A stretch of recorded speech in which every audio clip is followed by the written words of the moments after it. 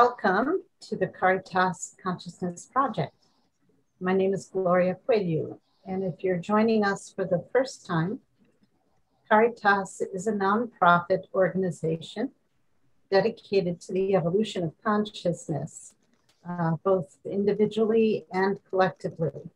We promote this evolution by offering presentations such as tonight's lecture, interviews, classes, workshops, study groups, and all on subjects relating to consciousness and healing, which we've been doing for the past 17 years. So we didn't go virtual until 2019. Tonight is our 60th video presentation, and all of our video recordings are viewable on through our website and our YouTube channel. Our program is made possible by the support of our members and donors. If you enjoyed tonight's presentation and would like to make a donation or become a member of Caritas, just go to our website, caritascenter.org. And now let me introduce tonight's guest speaker. Doug Scott works as a mental health counselor in his private practice in Dallas, Texas. After graduating from college in 1997, he served as an international volunteer for 2 years in Bluefields, Nicaragua. This intense experience changed his life, and he returned to the US to pursue graduate studies in clinical social work and pastoral ministry at Boston College. The nexus of spirituality and psychology have always intrigued Doug since childhood, and he brings this sensibility to his counseling practice. Doug grew up Catholic and was always drawn to the mystical lineage within this belief system. He had experiences with Jesus, Mary, and angels at an early age. He was also secretly attracted to all things paranormal and would spend many hours reading topics such as reincarnation, ufology, OBEs, NDEs, ghosts, ESPs, ESP pyramids, and other areas. One evening in 2013, he felt a presence that invited him to listen to a Buddhist chant, which came as a surprise since at that time, he had not explored other faith systems. He was guided to listen to Om Mani Padme Hum, and as the chant unfolded, Doug saw a golden dew overshadow him and activate him in a way that was new. This marked the next chapter in Doug's life. A few months later, Doug was led to the Law of One material and immediately saw that it provided the clearest, most undistorted exploration of the perennial philosophy that he'd ever come across. It also cast a wide net to include all of the paranormal things that intrigued him and made it possible for him to put all the different threads in his life together in one seamless garment. Since 2015, Doug has written a blog on www.cosmicchrist.net, that explores the synthesis of the Law of One material with mystical Christianity, psychology, and spiral dynamics. He sees his vocation in this lifetime as a bridge builder between conventional concepts and cosmic metaphysics to help people who seek clarity, normalization, and validation for their own journeys. And so welcome, Doug. Good to see you. Oh, thank you. Thank you. It's only 102 degrees here. Oh. and that's the sun is down and it's still 102. Texas. Yeah. I'm excited to be here. Thank you, Gloria. You had reached out to me because you watched the interview I did with Rick Archer at Fat Gap, Buddha at the Gas Pump. Right. And one of the things that, there's several things that I'd like to be able to share with you, all of you tonight. And that's going to be mainly the Law of One And mostly it's going to be the law of one, and looking also at spiral dynamics, and then building forth density. So some of these stuff that we're going to be talking about at the very beginning may not make yet full sense, but trust me, and if you stay with me, by the end of the meeting, you'll get some clarity in what we're trying to say. And so I've got a really nice, fully packed presentation here. One of the things that I'd like to invite all of you to do, please, is if you have a question, I don't mind trying to tackle it right then and there. But I may not be able to see all of your hands. At this point, I can only see about 5 people on my screen. So perhaps if you do raise your hand, maybe Gloria could be a person that helped me figure that one out. But also I'm going to try to keep us on track. So there might be a way in which I'll answer that at the end. So we're just going to play a little improv on this one with the questions and answers. But I'd like it to be, if we can, dialogical. All right. So we're going to do a cosmic view of the perennial philosophy, the law of one, spiral dynamics, and building forth density. So there's some disclaimers that I would like to share with you first. The first one is, I am not an expert on the law of one. I'm just a student and a fellow seeker. I admit, I already know that I am wrong about what I'm going to say tonight.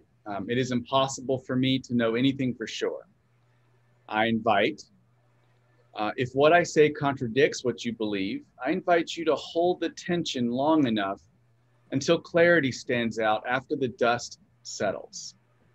And just use what resonates and shelve the rest. I'm sure that this group is already good at that, because that's what mature spiritual people do. They know how to discern. And I like to work with groups like this. And lastly, I hope that you don't just accept everything I say, but test it out for yourself or compare it to what you already know. Okay, so those are some disclaimers I'd like to make right off the bat.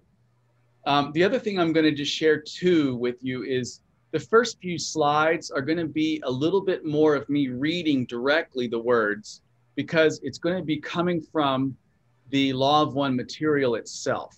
I would like you to get a flavor of the words that are transmitted in this channeling that took place between 81 and 84. But then after that, it's going to be more about pictures, and I'll be talking a little bit more freely. So I just wanted to give you a little bit of heads up on that. So what are we going to be looking at tonight? Objectives. Introduction to the law of, Gloria, did you wanted to say something? I just wanted to ask people to mute themselves unless they're asking questions, so we don't have background noise. Perfect. Yes, thank you. Okay. I forgot to mention that, and I don't want interruptions. So. Great. So objectives, introduction to the law of one material, introduction to the source of the channeled material, the raw group, introduction to the cosmic law of one, as in there is a law of one that is a cosmic law. Introduction to the densities as the creator's chakras. In like Russian nested dolls, we have the logos, the sub-logos, and the sub-sub-logos. So we're going to talk about that. We're going to talk about what is the self. We're going to talk about third density, especially in terms of self-awareness, the veil of forgetting, the choice of polarity, the lessons of love, and what does harvesting to fourth density mean? We're going to be talking about those things as it relates to third density, and we're going to spend some time on that because that's where we are at now. We're going to mention what a social memory complex is. Some of these terms might be foreign to you unless you've delved into the law of one material. We're going to introduce the concept of wanderers. And then we're going to tie it in with spiral dynamics. And then if we have time, lastly, we're going to speak about building forth and how to live out this cosmic law of one. Okay, so those are our objectives. A lot of good stuff to talk about and very expansive. All right, so what is the law of one? Well, the first thing is that there is such a thing as the cosmic law of one. And that is basically the perennial philosophy. To be honest, the perennial philosophy would share that we are all one, we are all connected, that there's an inherent union and unity of this oneness. And most of the world's religions are trying to share some of this. And not only do they present it as a unity and union, that somehow there's a inherent unitive fabric that connects all of us, but the perennial tradition would also say that somehow you can become one with this on a conscious level, unitive consciousness. And that is what the law of one material says too. Although it goes into an extremely large net that covers paranormal things as well as conventional things and ties it all together. So the law of one material was channeled by, at least on this side on Earth, by a group called the LNL Research Group. LNL stands for Love and Light, and it happened between 81 and 84. So we have a picture here on the left. Can you see my little arrow, Gloria? Is that, yes, okay, people are saying yes, all right. So this person here, her name was Carla. She passed away about 4 or 5 years ago. And she is known as the instrument in the law of one material. And she actually, when she did this channeling, she completely went into a trance so deeply that she didn't know anything. For her, it was going to sleep and waking up 2 minutes later, feeling tired. Basically Ra says later on that it's basically like running a marathon in terms of what's happening to her body because of the energy that's coming through. But she didn't remember anything at all, and she didn't even know how long she was out. And what these things here in the back are symbols that meant something to her, because this allowed her to get into that trance state in a subconscious way. And also when she was out of her body, because basically what happened is the Ra group took her part of her body, or her spirit, you could say, and contained it in a special environment at rest, and then used her body so that they could speak directly through her. And so the words that the Ra group uses are not Carla's words. They're the words that they are using, which is English language, but it's done in a very awkward way sometimes. And the words themselves were so complex that they actually had to go to get a library, go to the library to get a dictionary big enough to contain some of the archaic words, because they just didn't know what they were saying. So you have a chalice, a virgin chalice that had water in it. You had a candle that was lit, and then it's a Christian Bible. The Christian scriptures opened to John chapter 1, verse 1, and that would be the biggest verse, or the verse that's most profoundly connected with the cosmic law of one, which is, in the beginning was the Word was with God, and the Word was God. And through the Word, all things were made. So that would be the law of one, basically. Okay, here in the middle, we have Carla, and then Dawn was the questioner, and Jim, who's the only one still alive, and a friend of mine, Jim was the scribe. So basically, these three would form a triad, and created, like I said, it's almost a trinity to bring down this narrow band. And we're going to talk a little bit about what that means. And they would record it they had to do 3 to 4 tape recorders, because the tape recorders would be so overwhelmed with the amount of electromagnetic energy in the room that they would break. So they were spending a fortune on new tape recorders, and then they would get a copy of that afterwards, and then Jim would dutifully sit down and write it out. Today, the LNL research group is led by Gary, and then here's Jim in the middle, which is this guy, and then Austin. So that's sort of the law of the LNL research group. Okay, again, I'm going to read a few things, these first few slides, verbatim, and just try to listen to some of the words. And if you don't understand them all, that's okay. See if they resonate at a deeper level. But the law of one is perennial tradition. So we have all of these faiths here that are trying to get at what the law of one is also saying, what the Ra is saying. And I'll read this out loud. I am Ra. We greet you in the love and the light of our infinite creator.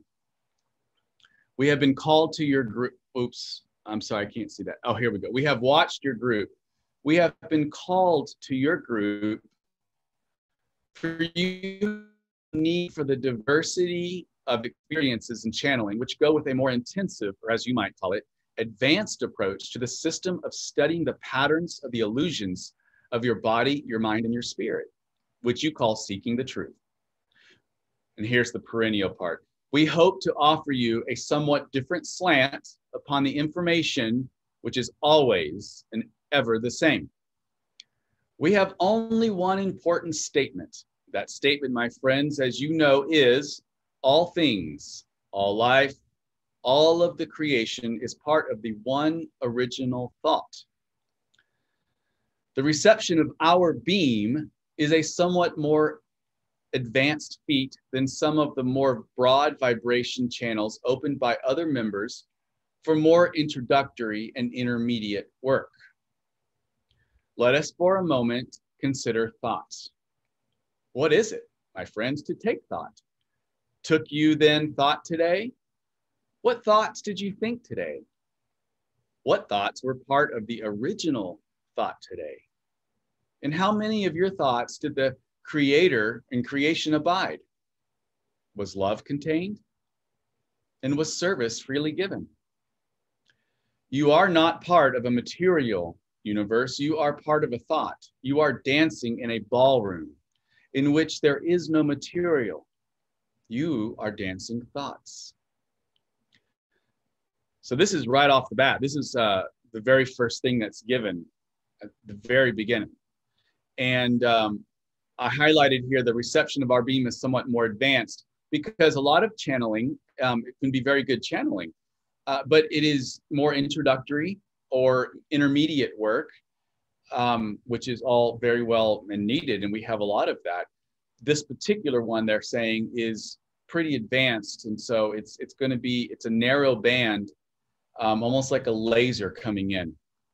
And it required a lot of protocols to be able to pull in this and to match energies. And moreover, as we're about to see, there were certain protections that were done at an energetic level that takes the place, or looks like from our perspective, a greeting and then a closing benediction. But from Ra's perspective, it was really a way to connect energetically, to ground it in, because this was a magical, very, very profound white magical ritual, if you will. And then at the very end of that particular session that day, would then close out the ritual with a benediction. Okay. Oops. There we go. So, who's Ra? They say at one point in session 8326, that's pretty later on in the sessions, they said, we am Ra. So I thought that would be fun to entitle this slide, We Am Ra. I'll read 8328. Questioner, I noticed you started this session with I communicate now. You usually use we communicate now. Is there any significant difference with respect to that? And Ra says, I am Ra. We am Ra. You may see the grammatical difficulties of your linguistic structure in dealing with a social memory complex, which is a united society.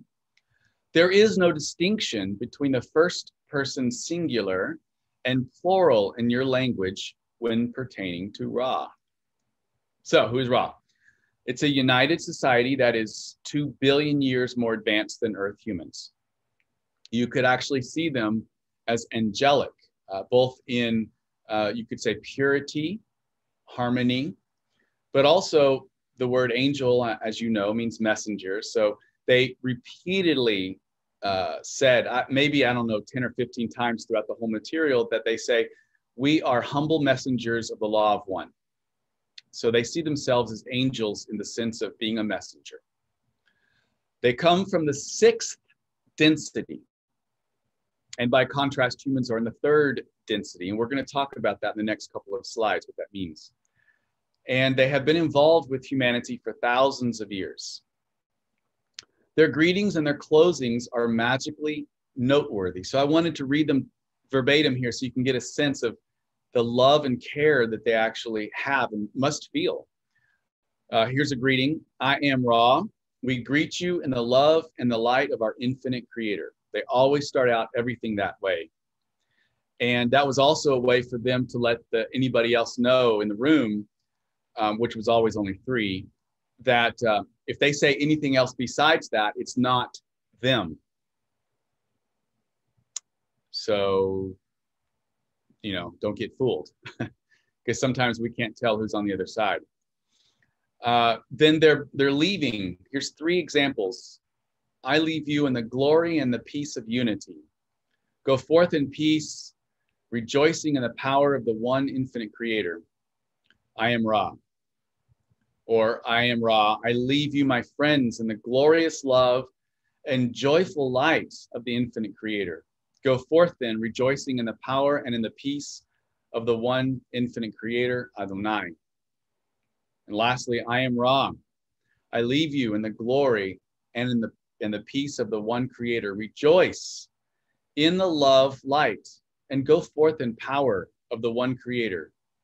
In joy, we leave you, Adonai. So already I hope you can get a sense that we are in good hands with Ra.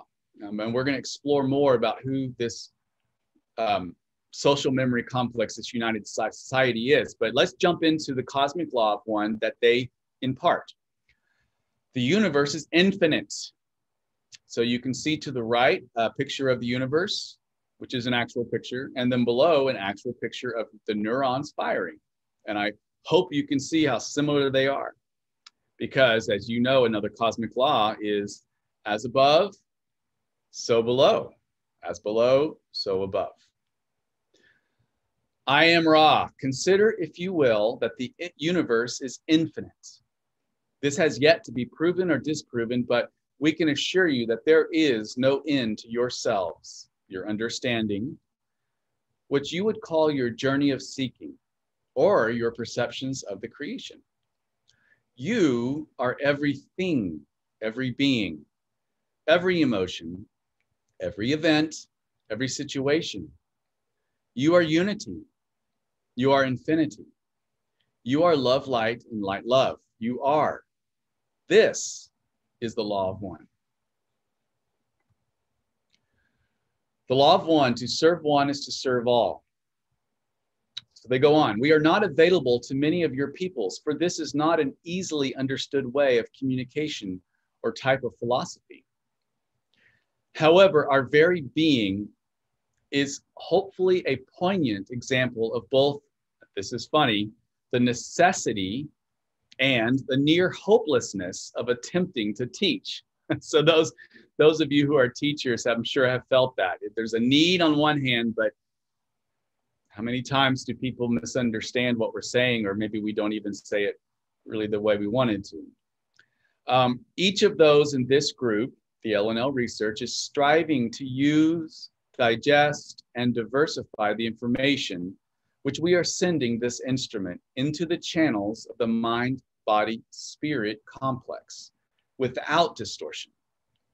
The few whom you will illuminate by sharing your light are far more than enough reason for the greatest possible effort. To serve one is to serve all. Therefore, we offer the question back to you to state that indeed, it is the only activity worth doing. To learn, teach, or teach, learn.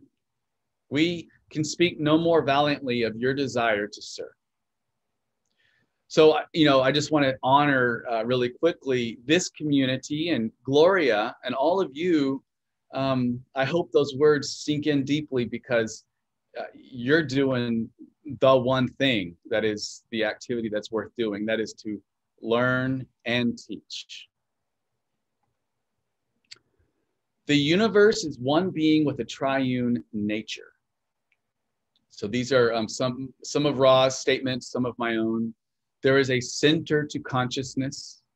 So everything has a center, from the universe to galaxies to suns to you and me. We have a center of consciousness that comes outward. The moment contains love, which is another way of saying the moment contains the full majesty and plenum of God, of the one infinite creator. Every moment is this. Compassion is the hallmark of unity. Compassion is the hallmark of unity. That's a quote. So they're going to call infinity, they say infinity is intelligent, and they call that in the material intelligent infinity. And then they say that there is intelligent energy. And so intelligent infinity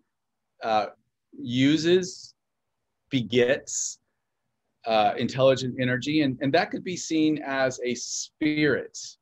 And spirit incarnates as the manifested universe. So your hands, the table, the cup, the car, the blade of grass, that spirit incarnating as the manifested thing, the universe. But also spirit dwells within all things. So there's the triune nature, that the creator transcends all things. There's always an aspect that is in full potential before it becomes kinetic and active.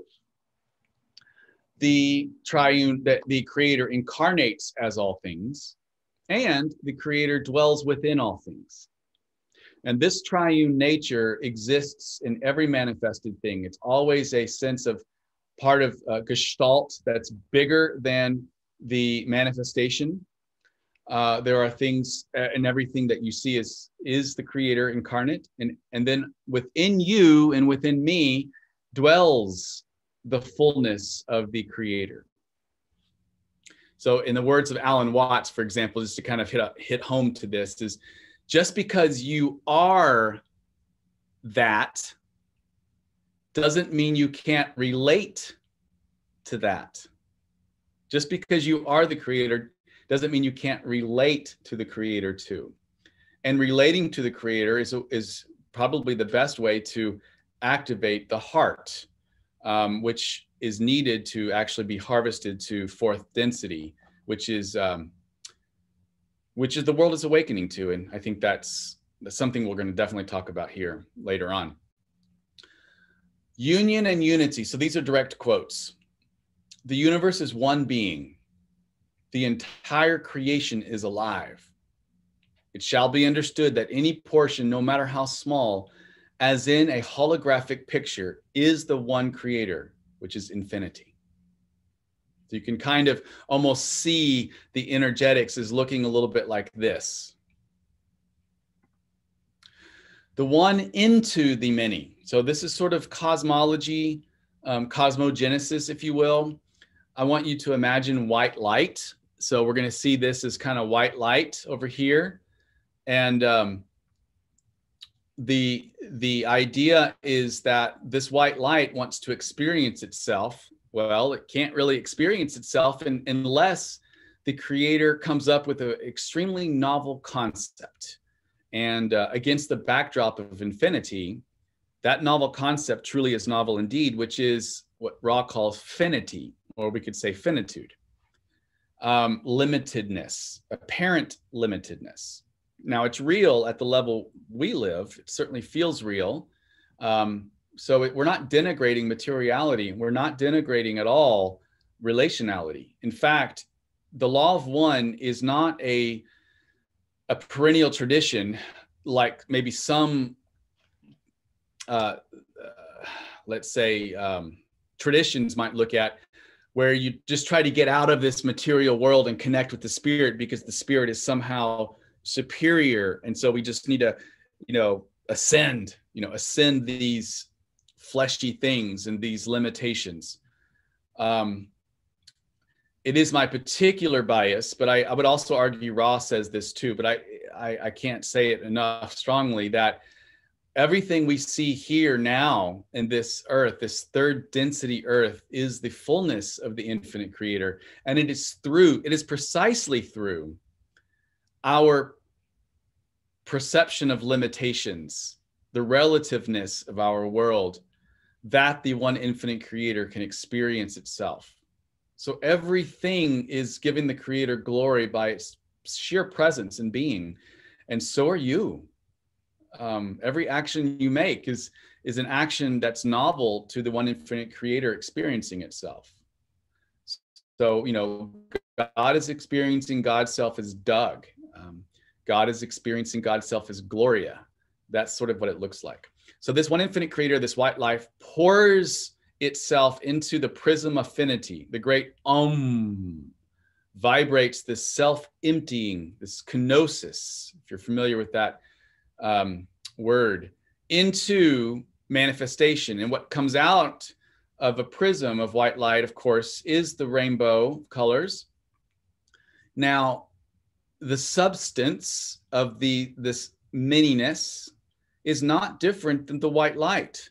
You see, the substance is the creator, but now we have hues that can not only be in and of themselves different things, but also, and probably more importantly, because of their differences, their diversity, they interact with each other, and therefore the relationship between the different entities or different manifestations, the relationship in between is also God experiencing God's self. And these particular things are called densities, okay? It's not densities in terms of these particular colors, are not densities in terms of how dense something is, and that's, higher. So in other words, if we just say something is really dense and it's really high, a lump of lead would be enlightened. But that's not what we're saying. The word density, the way Law of One uses it, is a density of consciousness. How dense is the density of consciousness that knows that it is the creator and enjoys that fact? So therefore, a lump of lead is absolutely the fullness of the one infinite creator, but it does not know that it is the one infinite creator. And think about the humility it takes to be omniscient and omnipotent, and then willingly, let's say, becoming something like an element that would have absolutely no idea. That is quite a humble act. And in at least Christianity, that term is kenosis. So the first density would be the density of elements. The second density is the density of awareness. So this would be the plants and animals. Its creation evolved to the level of plants and animals. And this is basic awareness and mobility. The third density, the third chakra of the logos, would be self-awareness. You see, awareness is second density. And then when beings in second density begin to individuate and start to have a sense of who they are, they're ready to harvest into third density. And that would be, and by the way, pets can do that. A lot of times, in fact, most of, maybe even all of the pets that you and I have are second density beings that have reincarnated this one last time to be with humans because this is their last little punctuation mark as they harvest into third density. And love individuates. You see, love authors individuation. So the love that you give your pet or plant can actually be something that individuates them enough so that the next time they reincarnate, it would be within a third density energetic condition. Likely not on Earth. We are already late in third density. So they would be incarnating on another planet somewhere that would be able to host third density life. And we're going to talk a lot about third density. So I'll not go into it too much here. The fourth density is the density of love and understanding. That is the place that the Earth is already moved into in the astral realm. But in the physical realm that you and I would call reality, we are still third density, because even though the energetics of the galaxy we're in fourth density, we're being bathed by fourth density energy, what keeps the planet itself takes on the collective consciousness of its third density inhabitants. And we ourselves here on Earth are a complex, very unique, complex third density school. We're a mixed population, and we're going to talk a little bit about that. But that is what is keeping us, let's say, moving to fourth density. And a lot of you here are here to help midwife the fourth density consciousness proper. And we're also going to talk about that. The fifth density is the density. Well, I should say, let me say this. The fourth density, the bodies are going to be more, they're humanoid, but lighter. They're humanoid, but lighter. Almost a translucent or even fluorescent quality. And people have seen these in both past life, future life regressions or near-death experiences, and some other kinds of alternate consciousness states. People have seen these kinds of futures where humans actually take on this quality of body. The fifth density is the density of wisdom. This is where the law of light is studied. And these bodies are going to be more light bodies. They can be basically formed by thought to whatever appearance one wants to have. They would still take on, let's say, they would have a head, arms, legs, that kind of thing, but there would be an incredible light sort of aura. And I would say that if someone encountered a fifth density being in some sort of alternate state or something like that, then you're really going to probably see them as an angel. It's going to be your thought. Okay. The sixth density is the density where Ra's coming from. They're late sixth density, almost seventh density beings. And this is the density of the law of one, because it's the density of unity. And Ra says that the density of the law of one, the sixth density, the bodies they cease to work with light and they become light. They become, probably you could see them as individuated, quantized packets of light, probably looking like a sphere or an orb. Ra says that sixth density beings live much of their existence, which is, by the way, like one lifetime is something like 75 million years, and they live on the sun. And in fact, they even say a lot of the sunlight that we experience is actually their progeny. Their offspring would be the light itself. Now, which ray we're talking about that comes down, I don't know, but there could be something there with solar flashes and things like that. And then the seventh density is the law of foreverness. Now, this is a density that one ceases to incarnate, one ceases to, Ra says that the seventh level of seventh density, the looking back is done, and one prepares themselves individually and collectively to merge back into the one infinite creator, you can still retain a sense of remembering the however trillion years it was in incarnation, but your gnosis, your lived experience, would be that of complete and total union of the one infinite creator. You would see yourself as the one infinite creator. But believe it or not, that's just the beginning of the next octave. And this goes on forever. And so there's some suggestion that the next octave, let's say an 8th density being or a 9th density being, might be a sun, being able to host life in their chakras. So here's an important piece: as above, so below. Check this out.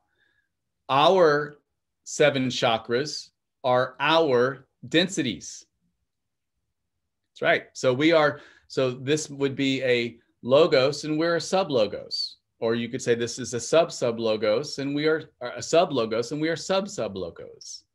So it goes on like this, Russian nesting dolls. The many into the one. What we're talking about here is the expand and contract. All right, so this is direct quotes from the Law of One. The original desire is that entities seek and become one. So as I'm reading this, you be looking at these particular graphics and see how they stir you. You can see the expansion and then the contraction.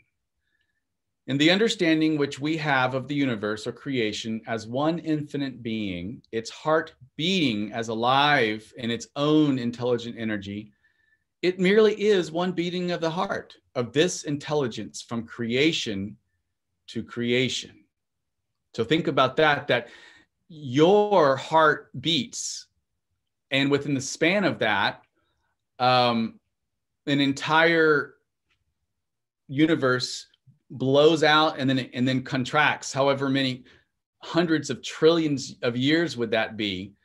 That would be at the creator's level here. Okay, just a beat between hearts or between breaths. However, it has been impressed upon us by our own teachers, so Ra has teachers, that there is a mystery-clad unity of creation in which all consciousness periodically coalesces and again begins. Thus, we can only say we assume an infinite progression, though we understand it to be cyclical in nature and, as we have said, clad in mystery.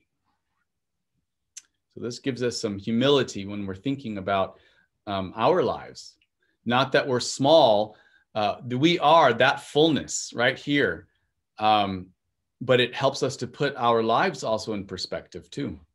So here are God's chakras, which are density. So again, we have the red ray, that's the first density. The orange ray is the second density, plants and animals. The yellow ray is third density. It's the density of choice of polarity, which we're about to talk about. We have the green ray, which is fourth density, the love of understanding. And this is the first time when what's called a social memory complex emerges. So many of you have heard of the Akashic records, I'm assuming. Akashic records is sort of a term that's used to talk about this, you could call it a library or hall of records existing in the astral realm that it contains and records every single thing that has ever happened here on Earth. Everything is recorded. At this level in third density, it exists on the collective unconscious. And, one can train themselves to download certain aspects of it. But in fourth density, what happens is the collective unconscious of the Akashic records becomes the collective conscious. And in that, you could almost see it as a way to see an internet. It's an internet that is actually consciousness, not just AI, but it's a way that anybody around the world could actually understand and feel everything else about everybody else. So at that level, in the fourth density, this united oneness is experienced, and truly then we are one body. Okay, in the fifth density, we have the density of light or wisdom, and we talked about that. And then in the, yes. Michael, you're going to want to put yourself on mute, please. And then in the sixth density, we have the density of compassion and wisdom. And this would be, again, the density of unity. Okay, so we're going to move on. I thought that I would give you a little flavor of how Ra saw themselves and the early connections between Ra and humanity. Okay, and then after that, we're going to be jumping right into the specific metaphysics. So I'm going to read this out loud, and you're welcome to look at the picture or just close your eyes or read along with me. This is from the first session. I am Ra. We greet you in the love and the light of our infinite creator. We communicate now. We too have our place. We are not those of the love, and that is fourth density, or of the light, fifth density. We are those of the law of one, which is sixth density, the density of unity. In our vibration, the polarities are harmonized, the complexities are simplified, and the paradoxes have their solution. We are one. That is our nature and our purpose. We are old upon your planet and have served with varying degrees of success in transmitting the law of one, of unity, of singleness to your peoples. We have walked your earth. We have seen the faces of your peoples. Our physical beings were what you would call golden. We were tall and somewhat delicate. Our physical body complex covering, which you called the integument, had a golden luster. In this form, we decided to come among your peoples. Your peoples at that time were much unlike us in physical appearance, as you might call it. We thus did not mix well with the population and were obviously other than they. We attempted to aid them in technical ways having to do with the healing of their mind, body, and spirit distortions through the use of the crystal placed within a certain appropriate series of ratios of time, space, material.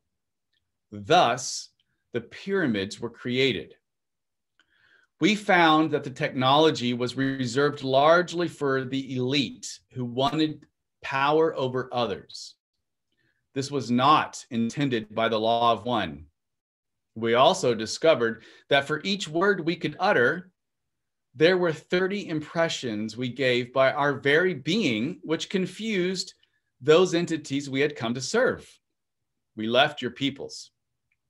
Thus, our visit was relatively short, for we found ourselves in the hypocritical position of being acclaimed as other than yourselves. Yeah, they were pretty much acclaimed as gods. However, we then felt the great responsibility of staying in the capacity of removing the distortions and powers that had been given to the law of one. We will continue in this until your, shall we say, cycle appropriately ended, the third density. If not this one, then the next. We are not a part of time, and thus are able to be with you in any of your times. Okay, so that gives you a little sense of Ra and their mission. All right, so here we go. We have a galactic logos. There are trillions of galaxies in our universe. And what Ra says is each one of those galaxies is its own God, its own logos. And so it is the creator. It's absolutely 100% united in union with the one infinite creator, but it's also individuated. You see, and each galactic logos has the, let's say, duty and desire as God to slightly tweak the cosmic laws to provide a variant experience of itself. Because as it experiences itself, so does the infinite creator experience itself. So we're talking about cells within cells. And if we're talking about the multiverse here, the multiverse is the infinite creator. Therefore, each universe is a cell within the multiverse body. And each galaxy is a cell within the universe. And each cell is a god. You could say it that way. The Logos receives the blueprint of creation from the infinite creator. And this divine plan is that all things are light, which is imbued with free will and love. And this is how the infinite creator learns about itself. So the infinite creator, the Logos, then creates sublogoi. Logoi is plural for logos. And there are trillions of suns, stars within our particular galaxy. And not all of them are an individuated sublogos. Ra talks about that there are certain qualifications. Largely, it has to do with the planetary systems that each star might have, would have to have developed at least second density, and then it becomes its own sublogos. So the sublogos receives the blueprint of creation from the logos and then modifies it again, providing a little bit of a variant experience. And each solar god has its own set of biases and rolls out the plan of creation in subtly unique ways. So if any of you have an affinity, an emotional connection to the sun, that is our God. That is our local God, let's say. Now, that's not any different than the galactic God, and that's not any different than the infinite creator. It's all one. And at that level, there isn't any sense of like, yeah, call me soul. And the galaxy is like, yeah, call me Milky. There's not that kind of individuated need. But there is a sense of the glory of being able to slightly tweak the cosmic laws to offer this variant experience, which gives the glory to the one infinite creator and to its themselves, as we do when we act, when our actions and thoughts are in congruence with the law of one, which is that all things are in union and unity. Okay, moving on. The Earth is a planet that can host sub-logoi. Sub-logoi would be you and I. Earth is a planet that can host the infinite creator, which incarnates as humans, sub-logoi. These are first density beings such as fire, air, water, and rock. Second density beings such as plants and animals. And third density beings such as humans. All right. Maybe we could take a couple of minutes, not long because we have a long presentation, but I want you to breathe.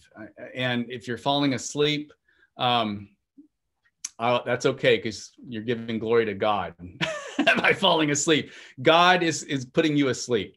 But anyways, if there are any questions, Gloria, maybe you could call on them if they have any raised hands. Anybody have a question? Not yet. You can put your question in the chat, or you can raise your hand. I can't see all of you at once either, so raising your hand is a little iffy. But if you go to reactions, if you have a reaction button, you can click on raise hand. And I might see that, although I don't see it when I do it, so I don't know. Oh yeah, there it is. Maybe. No, I don't know. Anyway, or you can just speak at this time. Troy, do you have a question? You have a funny face, a smiley face, or a... That was me gaping in awe. Oh, okay. All right, anybody? Maria.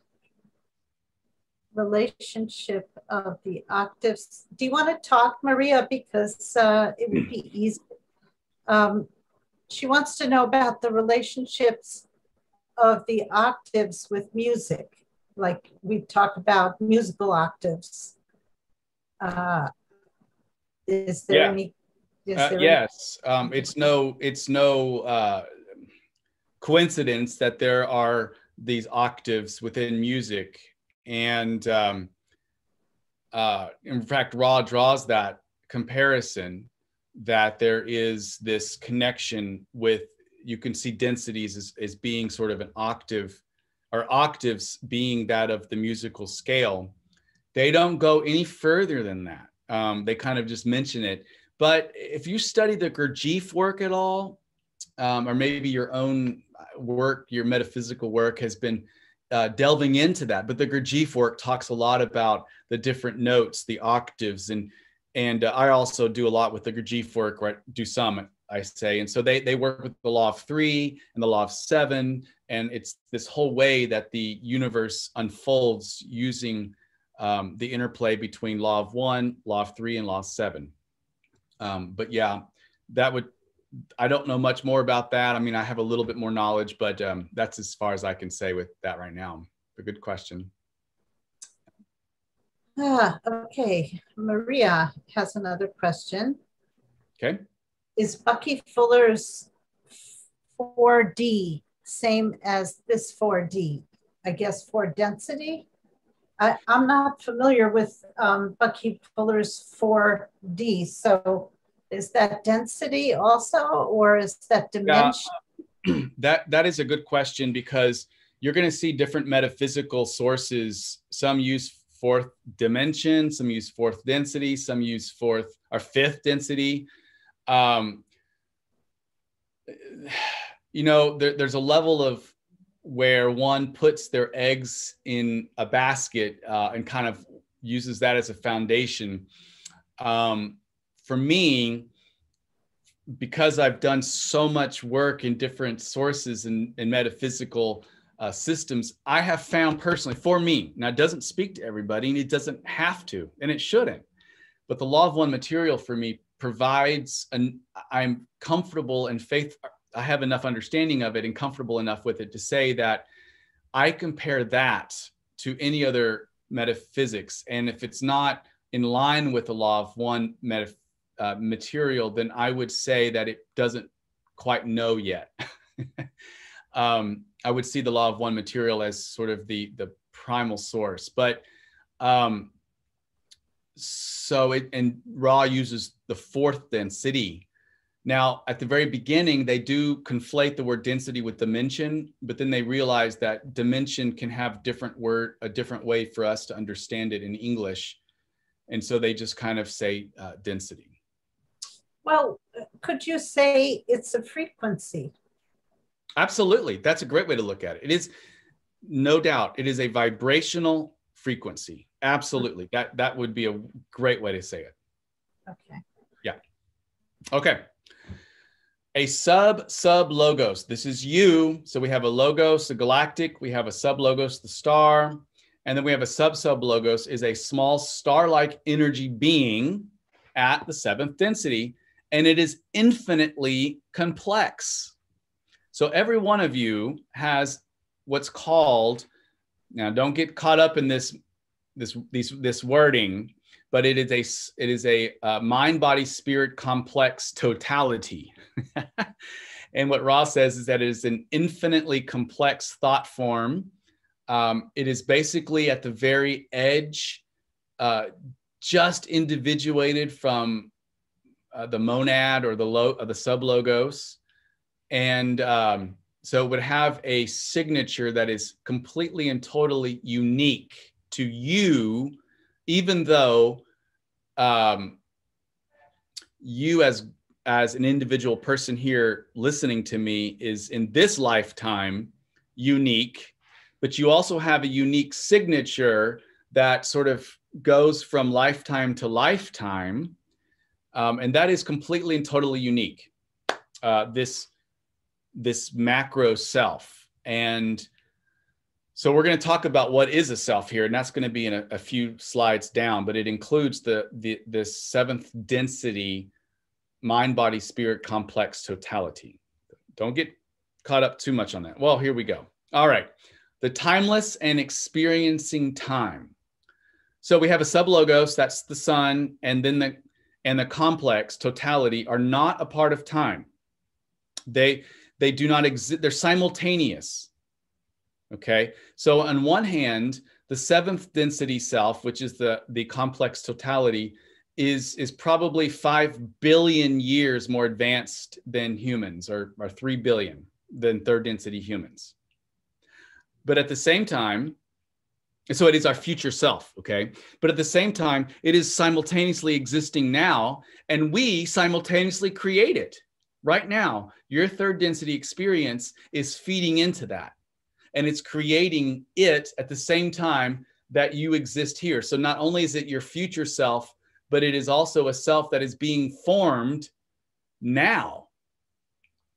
And it is also being formed by any other parallel existence of you, whether it's a parallel universe or anything else. So this is infinite, and I don't want to blow your brain up too much here. So let's just leave it as complex. Now, there's a question from Troy.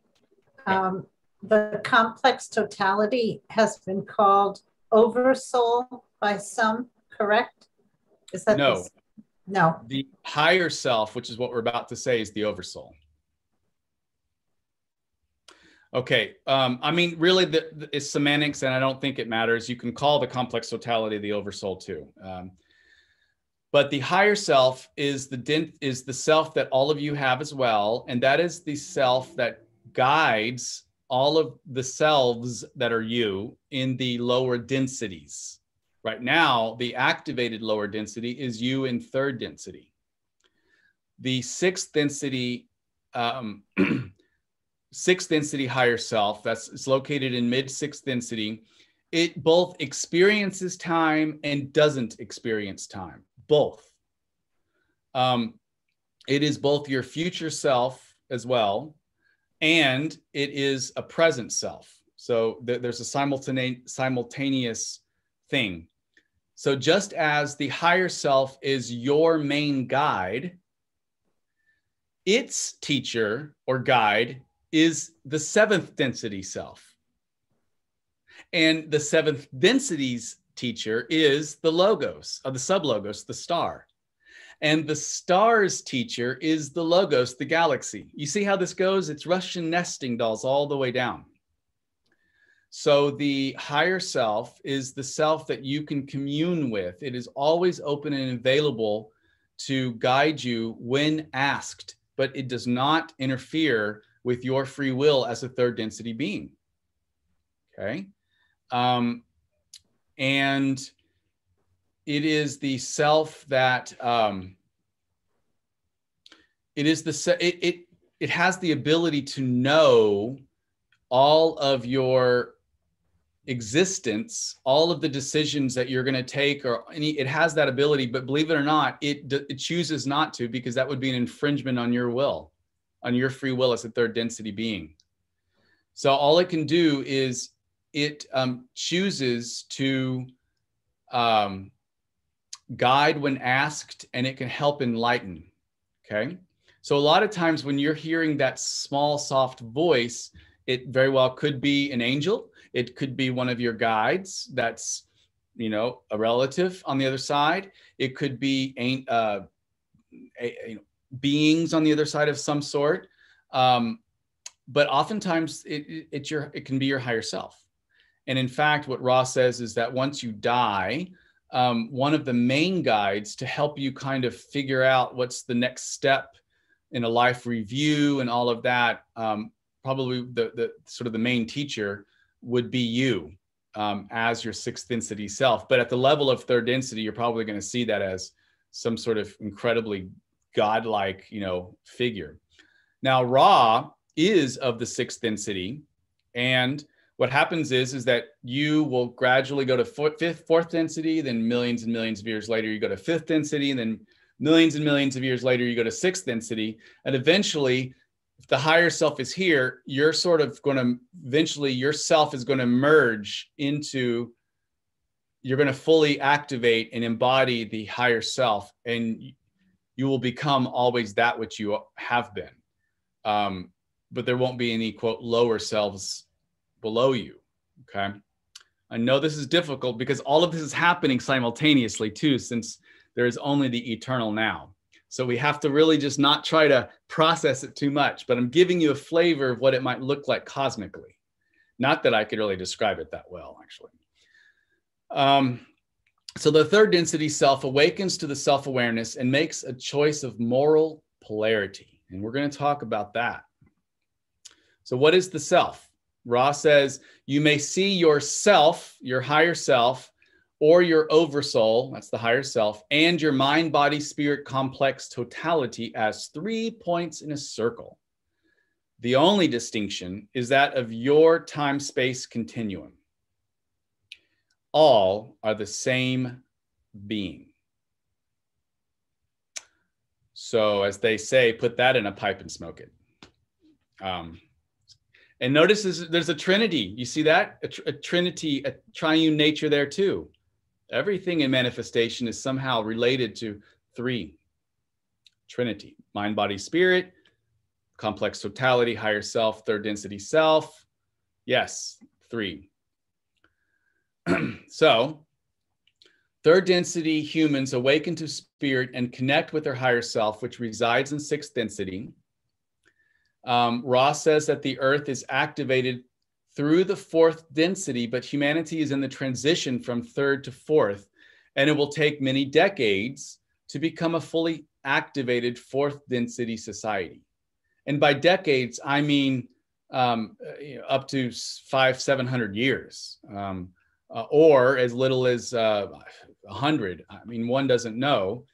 There are certain channelings and mediums that would say they have an idea on this, and they could be connecting in with a very strong possible timeline, but one doesn't fully know. And we have the individual and collective free will to stir the pot, you know. So even Jesus says, who knows the time or the hour?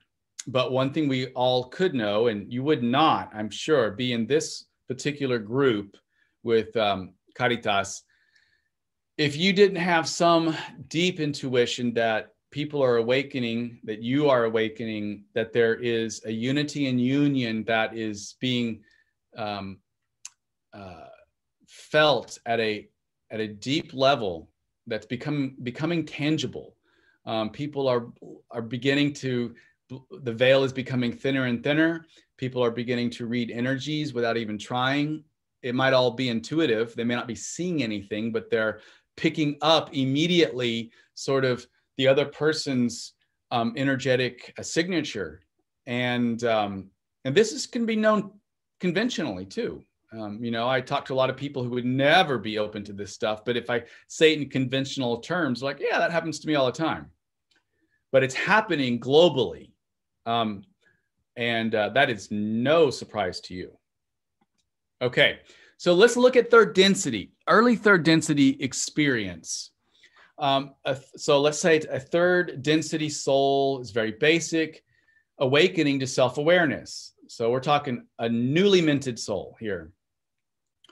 When young souls' bodies die, they are automatically reincarnated without a need to review their lives because they haven't really experienced enough yet. They haven't effectuated the law of responsibility or karma much. They've got to gather a lot of that stuff before they can start to have some traction on which direction they want to go. And over lifetimes, the new human slowly becomes aware of the needs that are not useful for survival. These include the need for companionship, the need for laughter, the need for beauty, and the need to know the universe about him or her. All right, so we've got second density beings harvesting to third density beings.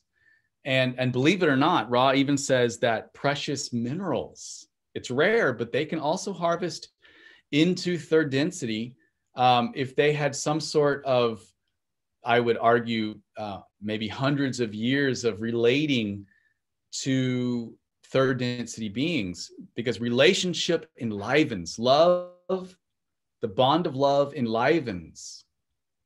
The bond of love individuates. And that can happen not just with pets, but it can happen with plants, and it can happen with minerals too. Yes. So middle third density experience. Now, this is not necessarily chronological. It could be seen to be, let's say, some people are more astute students metaphysically than others. So someone might be, I don't know, on year 25,000, and they're in the 75,000 is supposed to be the years, is supposed to be the duration of a normal third density experience. It's called the master cycle, divided by 25,000 minor cycles, which is then divided by, I think it's 2150 or something like that of, it's master, major, and minor. So it's master cycle 75, major is 25, and minor is the 2100 years. And incidentally, Jesus and a lot of the religious masters that these new religions kind of sprouted up in the first axial age, they emerged right at the beginning of the last minor cycle to try as an attempt to teach the law of one to enough humans so that there would be a more robust harvest. Because for most of Earth's human history, the collective, we have not been able to access the heart chakra enough to be able to harvest a fourth density. And the way Ra talks about, and we'll talk more specifically about this, the way Ra talks about the what that looks like from a heart chakra activation level is being able to see the world from a relative sense of love and understanding, universal love. So it's not just a love and a dying for my particular group or religion or family or things like that. It is in the sense of being able to see that I'm going to love my neighbor as myself. Now, I'm going to stick with that one just for a second, because see, that is often a misquoted scriptural piece from Jesus. We usually interpret that, and other languages interpret that as love our neighbor as ourself. Even though it doesn't say that, you know, that's sort of the interpretation, is I've got to love my neighbor as much as I love myself. As much as, I'm sorry, that's what I should have said. I love my neighbor as much as I love myself. But really the metaphysical cosmic law there that these different religious masters are trying to give, which is the golden rule, is, or part of the golden rule, I should say, is love your neighbor as much as the self, capital S, because there is only one self here. That's the one infinite creator. So when I'm loving you, when I see you through the heart chakra that sees universal love and understanding, I'm seeing you within the lens of holistically. I see myself as holistically. By the way, the word holy in English comes from that sense of whole. Holy does not mean I'm not sinning or doing just everything perfectly and pristine. It actually means doing something from, or being somebody from a sense of, I understand my internal integrity and I'm living from a holistic place. That's holiness, that's whole, and that's universal love. And can we see everybody with that? That's the heart chakra. Okay, so the fourth density, just like we can affect pets going to the third density, fourth density, there are entire planets that are fourth density that all they do is like one huge ashram, and all they do is pray. They just send pure, unadulterated, undiluted love to Earth. Now it's up to us to deal with this, to use it.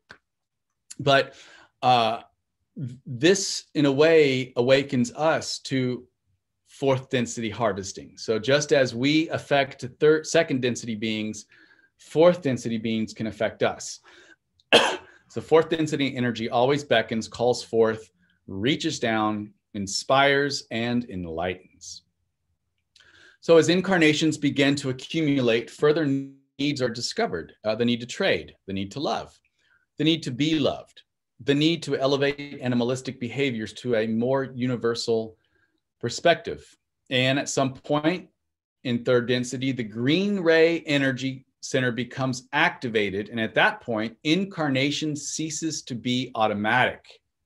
That's where you get people meeting their guides, and there's life reviews, and there's decisions about what kind of thing you want to do next time. Guides in the higher self help the person choose the lessons to be learned and lived in the next incarnation. Now, this is super duper important. By middle of third density, a person makes a choice of morality that will act as the thrust for spiritual evolution for millions of years to come. As Ra says, when asked about the purpose of third density, they say, the choice is the work of the moment, but is the axis upon which the creation turns, because the remainder of the densities fourth, fifth, and sixth is continuous refining of the choice. That's how important third density is. So what is this choice? Well, one of the things about third density is that we have what's called the veil of forgetting.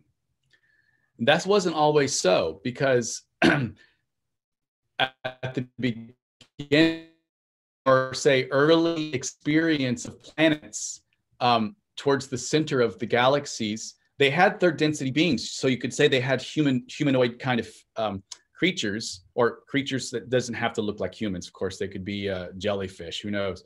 But they would have the ability to live out third density conditions. But at that point, the logoi, the collective of the galaxies, the gods, they hadn't discerned yet to give third density full free will. I mean, they thought they were giving full free will, but they realized that as these third density beings were emerging, that they still had, you might even say, the equivalent of the umbilical cord attached.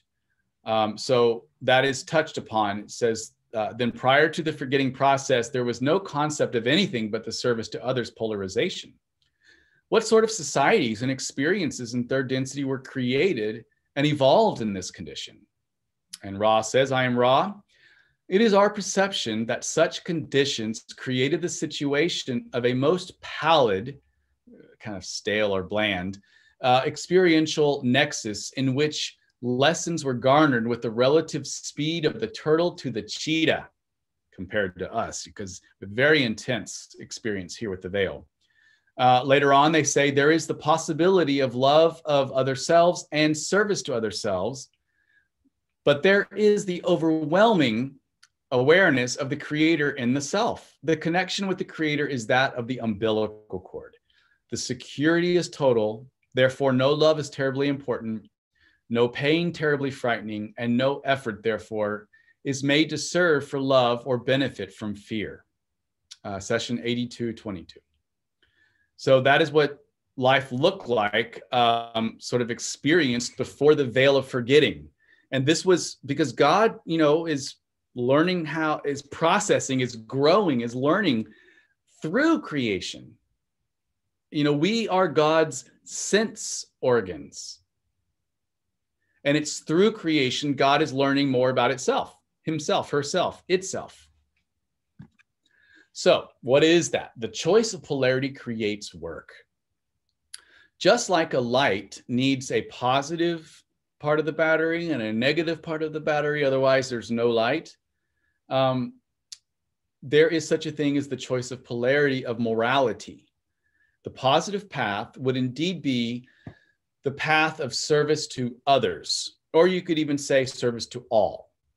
But Ross says service to others because they understand that others includes oneself, since there is only oneself here.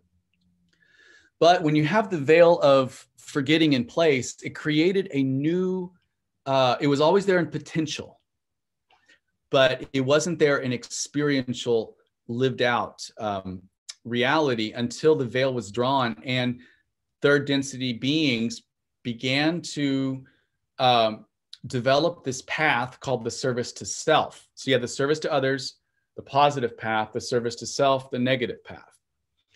And the negative path, from the perspective of third density, is evil. It is the path of oppressing, manipulating, egoic, pathological narcissists to the nth degree.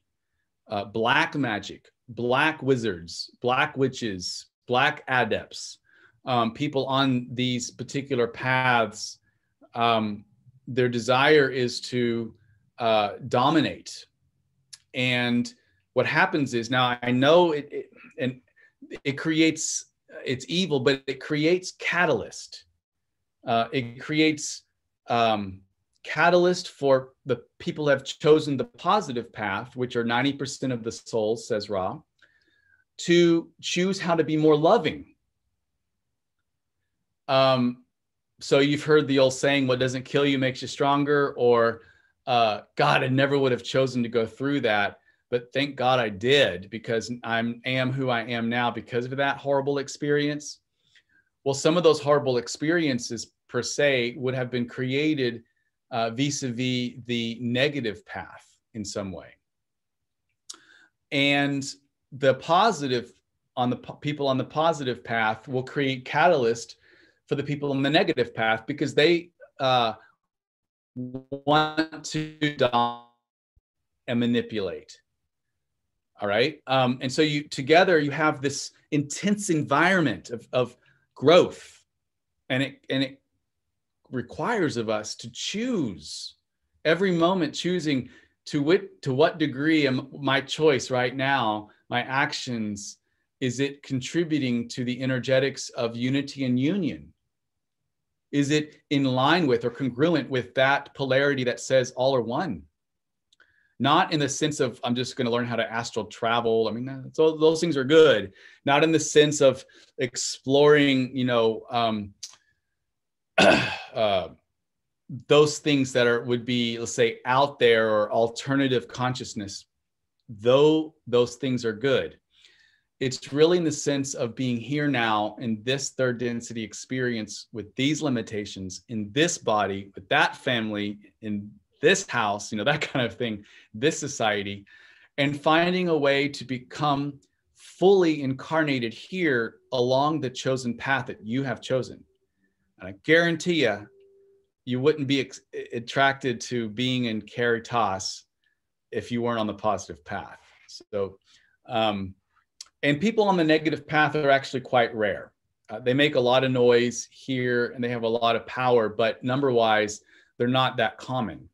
It takes a lot of work to be on the negative path. So the choice of polarity, Ra says, direct quote, "Some love the light, some love the darkness, and it is a matter of the unique and infinitely various creator choosing and playing among its experiences as a child upon a picnic. Some enjoy the picnic and find the sun beautiful, the food delicious, the games refreshing, and glow with a joy of creation.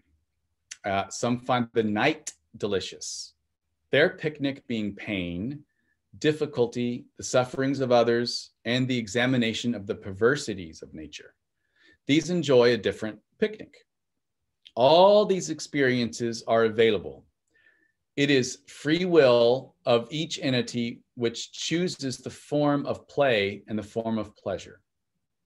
So again, the service to self path, left-hand path, a negative path, and the path of separation, or Ra calls it the path of falsity.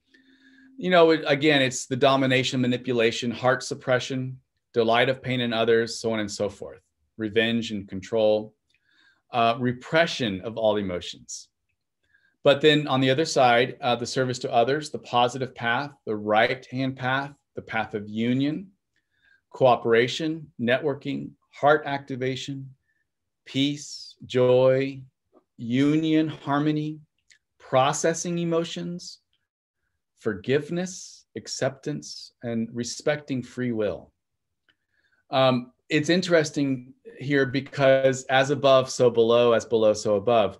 So the person on the positive path will intentionally desire to learn about their own shadows. They're going to want to desire about, where am I blocking inside me? What is keeping me from loving more and from using wisdom to affect positive change in the world? Where are my shadows? And it is not that the person on the positive path is not in this service or desiring to kill the ego. The ego is not bad. There is no such thing as, death of the ego. I'm experiencing a full death of the ego. That kind of person is either spiritually bypassing, or it could be spiritually immature, or could be somebody actually disguised as somebody as light, but really is somebody not on the positive path. Because a lot of a person who is on the negative path sometimes, and I will not say always, I don't think it's all that common, but sometimes will be a guru type who will present themselves as an enlightened being, an avatar or something like that. And then, but if you look at their actual, and they may be able to do paranormal things, paranormal things and doing these kind of cities is not that big of a deal, really. And the negative path knows how to do them. But you look at the energy with which, the intention with which they're doing them. And is there a sense of glorifying the self, a sense of covert or overt narcissism? Is there a sense of inability to be challenged or accept constructive criticism, or somehow allow themselves to be challenged and then say, well, you wouldn't understand because I'm, sort of beyond you, or I'm desiring to do all of these crazy things, but it's because I'm so advanced, it's crazy wisdom kind of thing. And all of that. Now, I'm not saying people who do crazy wisdom and that kind of thing are necessarily on the negative path, but some of them are. And some of them are on the positive path, but then are led into the negative path because they were not discerning and they did a lot of spiritual bypassing. So the real issue here is do the both and, is learn to discern with your higher self what your choices are and what my choices are in the moment. What is my intention in this particular moment behind the motivation of my actions? And if it's in congruence or in line with my polarity, my choice of being service to others, then it will reap fruit along the chosen path. And Ra does say that the service to other path, the positive path, is the most efficient path. And it makes sense because it is the path of, there's only really one path, it is the path of union and unity and the path of the one infinite creator, because all is one. But a person on the negative path consciously chooses to be separate and see other people as separate. And they are absolutely averse of looking inside themselves for any insight. For them, it is the ego that drives everything and is their immediate gratification, or they can delay gratification or satisfaction if it's in the service of revenge or control or domination. But there's a scheming sense to this at all times.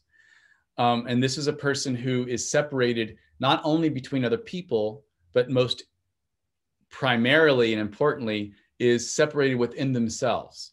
So a person on the negative path does not commune with their unconscious in a loving way, and does not commune nor appreciate nor acknowledge the higher self at all. There is no asking for guidance. But the closer, the more polarized you are upon the path that you've chosen, the more the universe conforms itself to affirm your path. And so, for example, synchronicities can happen, and they certainly are magical. It is magic. It's a form of magic. But the nature of that magic is not often understood, because on the surface level, something positive, it might look like something positive, but it might actually be coming from a negative form of magic. And so just the discernment is always very important. Okay.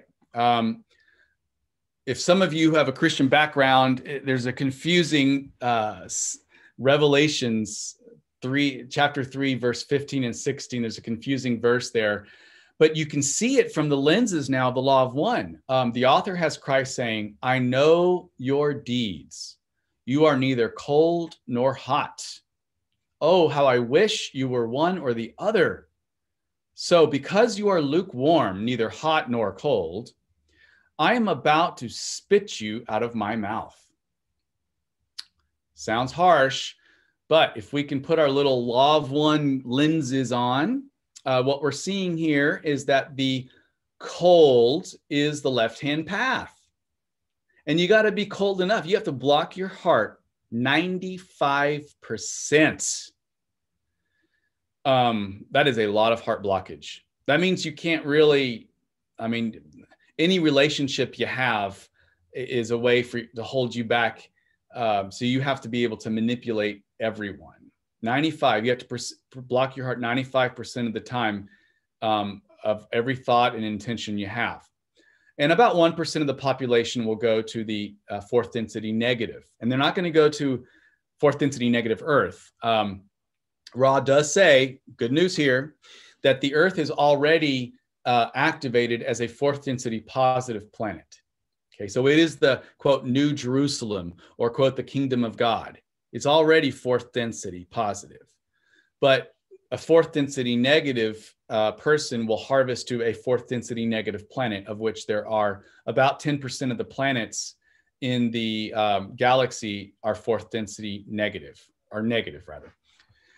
Now, the hot in this biblical verse is the right-hand path, the service to other path, and it requires a 51% heart activation. And about 10% of earthlings will be going to the fourth density positive Earth, because the vast majority of us, even though we're entering into the very last moments of third density here, which again could still last decades or even hundreds of years, but in the grand scheme of things, it is at the tail end, aren't polarized enough yet. So they are the, quote, lukewarm, and they're spit out not to go into an eternal hell, but to actually go into another third density planet somewhere else that's been that's there and could be matched with their particular vibrational energetic signature that would allow them then to polarize enough to, make the choice and polarize enough then to be harvestable. So the rough estimation, and who knows, Ross says about 85 to 90% of human population will repeat the third density elsewhere in the cosmos. But that was back in 1980. So one doesn't know if there is more positive now, given that the Earth has become more chaotic. And the chaos isn't necessarily bad. From a third density perspective, it certainly feels chaotic. But it is also a product of the various highly polarized population that is arising right now, where you have many now who are very polarized on the positive path, blending their energies in the planet, along with very many people, few in comparison to the positive path, who are also very negative on the negative polarity, who are making their presence known and also are blending their energies. So the polarization we're feeling in the world is causing a chaotic energetic whirlwind that is actually to be expected and not feared, because from a standpoint of the positive path, highly polarized to the positive path, we're seeing it with the lens of universal love. This does not mean we don't set boundaries. This does not mean we don't work at, policy issues to help marginalized people and protect rights. It does not mean that at all. But it does mean that our ego, whether individual or collective, is not in the battle to have to win. We're simply messengers, we're angels of the law of one energetically, and we want to blend our energies here so that we can help stir and awaken those who have chosen the positive path, or offer catalyst to those who have chosen the negative path. Okay. Now, does the negative, yes. I have a question. Yeah. If the densities correspond to vibratory frequencies, Yeah. how can someone who chooses the negative path go into fourth or even higher densities? Because someone who is operating from that negative level is also operating from fear. And fear is a very low vibration. So how can they be in this fourth density? Well, fear is a very low vibration, but it's actually the vibration of the unpolarized, mostly. We all feel fear. Boy, I do too. Okay. But the negative person who is harvestable enough to go to fourth density negative is not feeling fear. They're feeling anger. So anger, hatred, yes, revenge, any of those things are low vibratory. They're very low. And so that's why it's so hard, because you have to be absolutely committed. And what happens metaphysically is this, you know, for the person on the positive path, you go up sequentially, you know, first, second, third, and then into fourth and fifth chakra, sixth. You have sort of a kundalini in that sense. And then you move into the fourth density positive. The person on the negative path uses intentionally, this is the real key here, they are very, very, very intentional about their use of their emotions. They know they feel anger, and they use it in a way that is actually calming and pleasurable. The pleasure of getting revenge, the joy of that, the joy of punishing others, you see? And what they're doing metaphysically, Ross says, is they're actually squishing their lower chakras in such a compact way, so intentional, that it acts as a springboard, metaphysically, that jumps them right past the heart, and in fact, right past the blue ray and into indigo, into the third eye.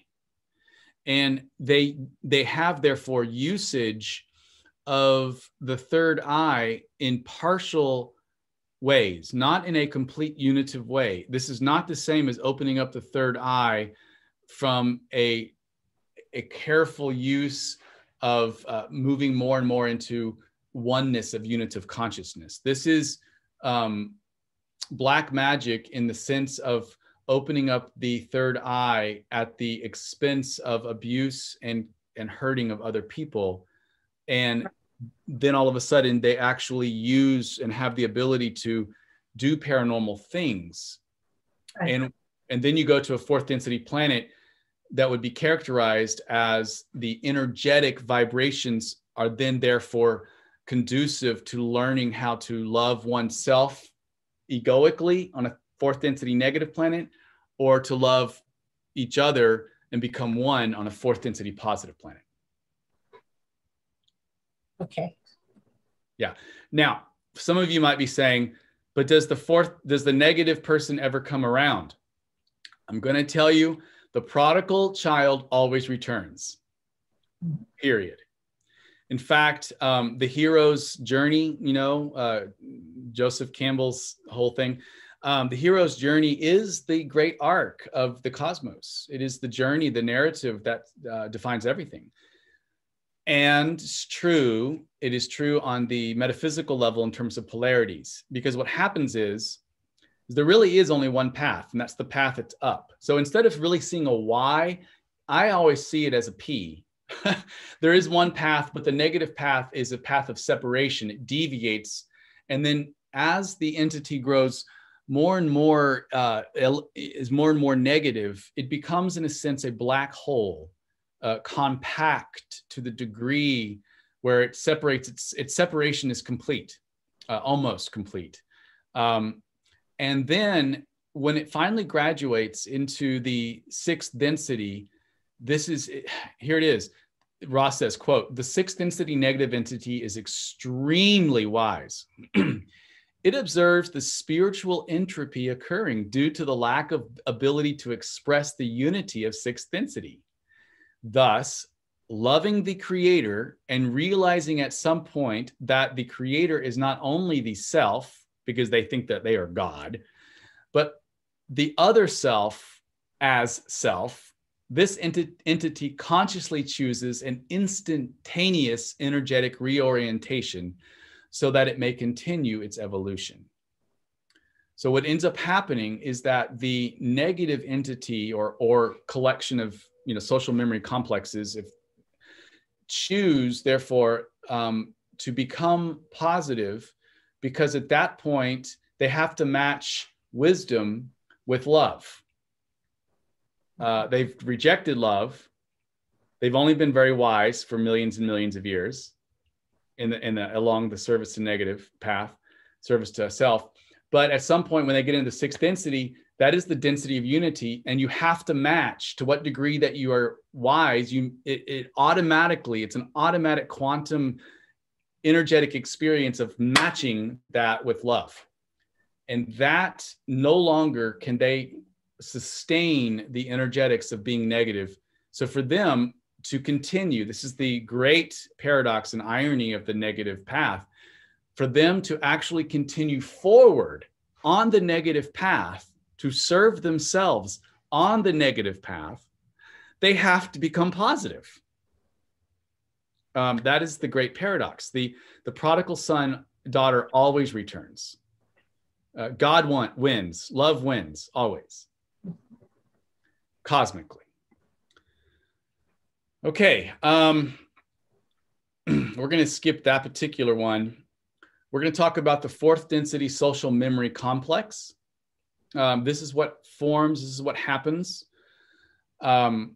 Groups of hearts begin to join in fourth density energetics immediately whenever the earth is a quantum shift. So you build. The threshold builds, and then all of a sudden, it flips into fourth density. A light turns on, the third density turns off, it becomes potentiated, and what becomes activated is fourth density.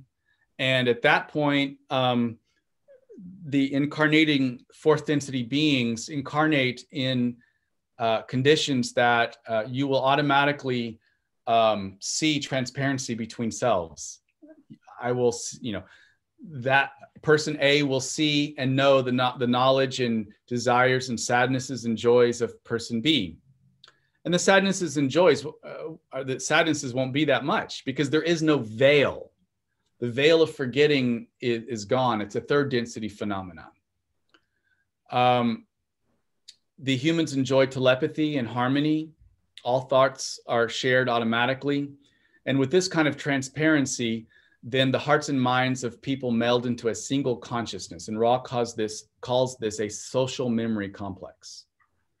Now, a social memory complex then at some point is going to choose to want to serve as, you could call angels, or you could call guides, or you could call whatever, but it is a choice of service to other planets that are second density. So send them love to individuate into third density, or to help third density planets. And they do this in two ways. And we're going to talk about this because this is important. One way is to simply pray. Send direct transmissions, energetic transmissions of love and light into the earth. Another way would be to channel. Many channelings, and there seems to be channeling everywhere, are fourth density channeling. And Ra said that this was the sort of introduction or intermediate levels of channeling would be fourth density level channeling. And a lot of entities too that are on the other side would be fourth density channels that we're channeling, or fifth density. Now, the other way that fourth density people serve, fourth density societies, will do wandering. And we're going to talk about wandering here in just a little bit. But what is the sixth density social memory complex? At the level of sixth density, 2 billion years more advanced than third densities, humans or humanoids have completely fused into one heart mind. As Ra says, there is no distinction between the first person singular and plural in your language when pertaining to Ra. And the sixth density desires more than anything to serve, and they are indeed senior members, senior angelic members, you could even say, that steward or shepherd or pastor, whatever word that works for you, guardians of the crops of third density, you see. And they rarely do channeling because unless it's a Ra, it is so difficult to channel third density social memory complexes because the energetics is so incredibly powerful. And it takes, Ra says in the Law of One Material that Carla, Dawn, and Jim were a part of these social memory complexes, sixth density complexes that incarnated and then spent many, many lifetimes honing the skill of channeling, so that in this last lifetime, they found each other because they've worked together as a triad for hundreds of many lifetimes probably. And their innate ability to bring this stuff in was automatic because they had done it so unconsciously, just they were able to do it. Now, who are wanderers? What I'm about to share with you is important to remember to both affirm maybe some inner things you may feel about yourself, and to affirm that you are not any different than other humans. So we're not talking an ego boost here, okay? But there is this phenomena of wanderers. And some of you likely are. Who are wanderers? Where do they come from? That was the question posed. Then Ra says, imagine, if you will, the sands of your shores. As countless as the grains of sand are the sources of an intelligent infinity. When a social memory complex, a united society, has achieved its complete understanding of its desire, it may conclude that its desire is to service to others with a distortion towards reaching their hand figuratively to any entities who call for aid. These entities, whom you may call the brothers and sisters of sorrow, move towards this calling of sorrow.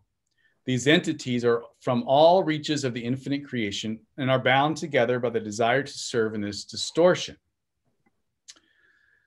So third density is, there's a prayer, a Catholic prayer, to thee do we cry, poor banished children of Eve. To thee do we send up our sighs, mourning and weeping in this valley of tears. This is what it feels like to be, feels like we're exiled, but that's the result and product of the third density, the veil. But fourth density says, Ra says, the desire begins to, the service to begins in the dimension of love or understanding to be an overwhelming goal of the social memory complex. And in the sixth density,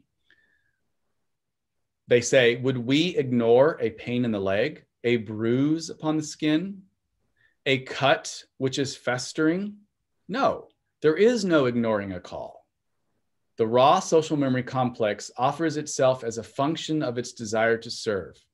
We have walked your earth. We have walked amongst your people. We have seen your faces. We remember sorrow. We have seen much. And then Paul in Corinthians in the Christian scripture says, If one part of the body suffers, every part suffers with it. If one part is honored, every part rejoices with it. So who are wanderers? Wanderers are beings who incarnate as third density humans. Completely third density humans, okay? The veil of forgetting is complete. And these mostly come from fourth and sixth density, because fifth density is a density of wisdom, and there's so much desiring to play with light. It's like clay, you know? There's so much desire to learn how to co-create, create creations. It's such an enlightened state that a lot of wanderers, a lot of people do not, fifth density entities or social memory complexes do not choose to become wanderers in the sense of incarnating. But fourth densities and sixth densities, mostly sixth densities, Ross says, are these entities that would incarnate as third density entities and then become wanderers here. And they tend to have an overwhelming desire to serve, to teach, to learn things like law of one or spiritism, these kinds of things. These kinds of metaphysics are a natural fit. They make sense. One of the feelings, the commonalities of wanderers here is that Ross talks about a severe, overwhelming sense of alienation, of loneliness, even if your world is relatively calm. You know, you kind of had good parents, or maybe you didn't, but maybe you did. Maybe you came from decently adjusted parents, but yet there's a sense of deep alienation of somehow not belonging here in this third density experience. It feels coarse, it feels harsh.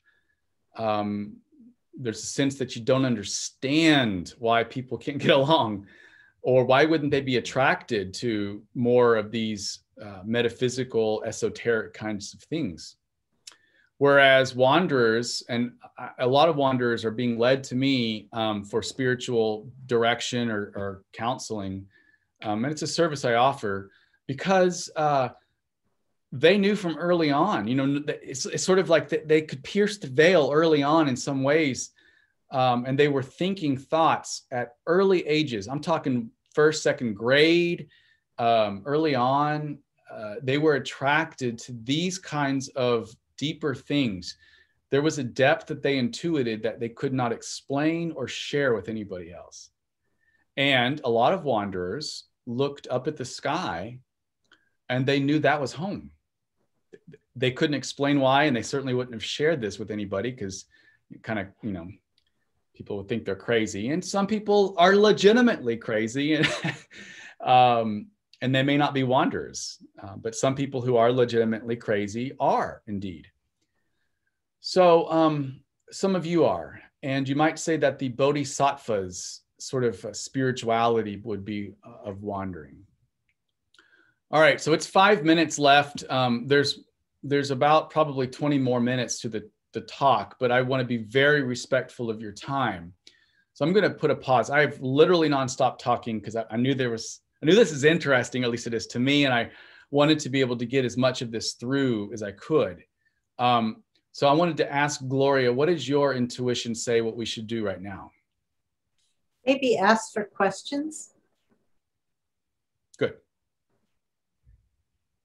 Anyone have a question? And you can just talk. It's easier than reading chats. Nobody? I say, go, go, go. This is great. All right, I will go, go, go. I want to be respectful of your time. So Gloria, if it's okay, I will talk for a little bit more. If you have to do a hard stop in 5 minutes, do so.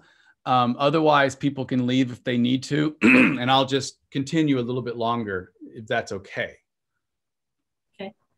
Okay. what do wanderers do? There are 4 primary things that wanderers can do.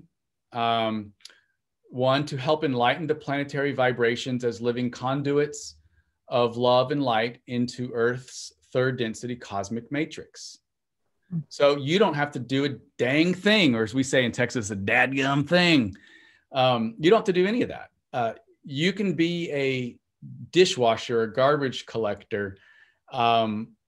It's your embodiment that is your primary service. Your actual embodiment is geared towards receiving.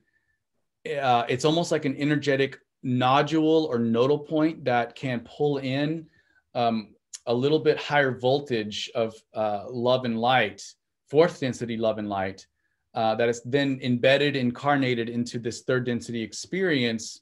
And that acts as an epicenter that sort of concentrically moves out and connects with whomever you're connecting.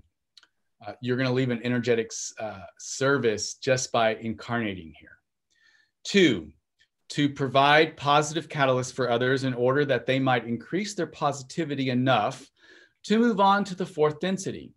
These catalysts that wanderers offer to the 3rd density population come in many forms, including but not limited to teaching and counseling, the healing professions, lives of prayer and contemplation, art and creativity, spirituality, quiet, humble acts of service and love, and working in and with nature. A lot of wanderers may choose to work with animals and not with humans.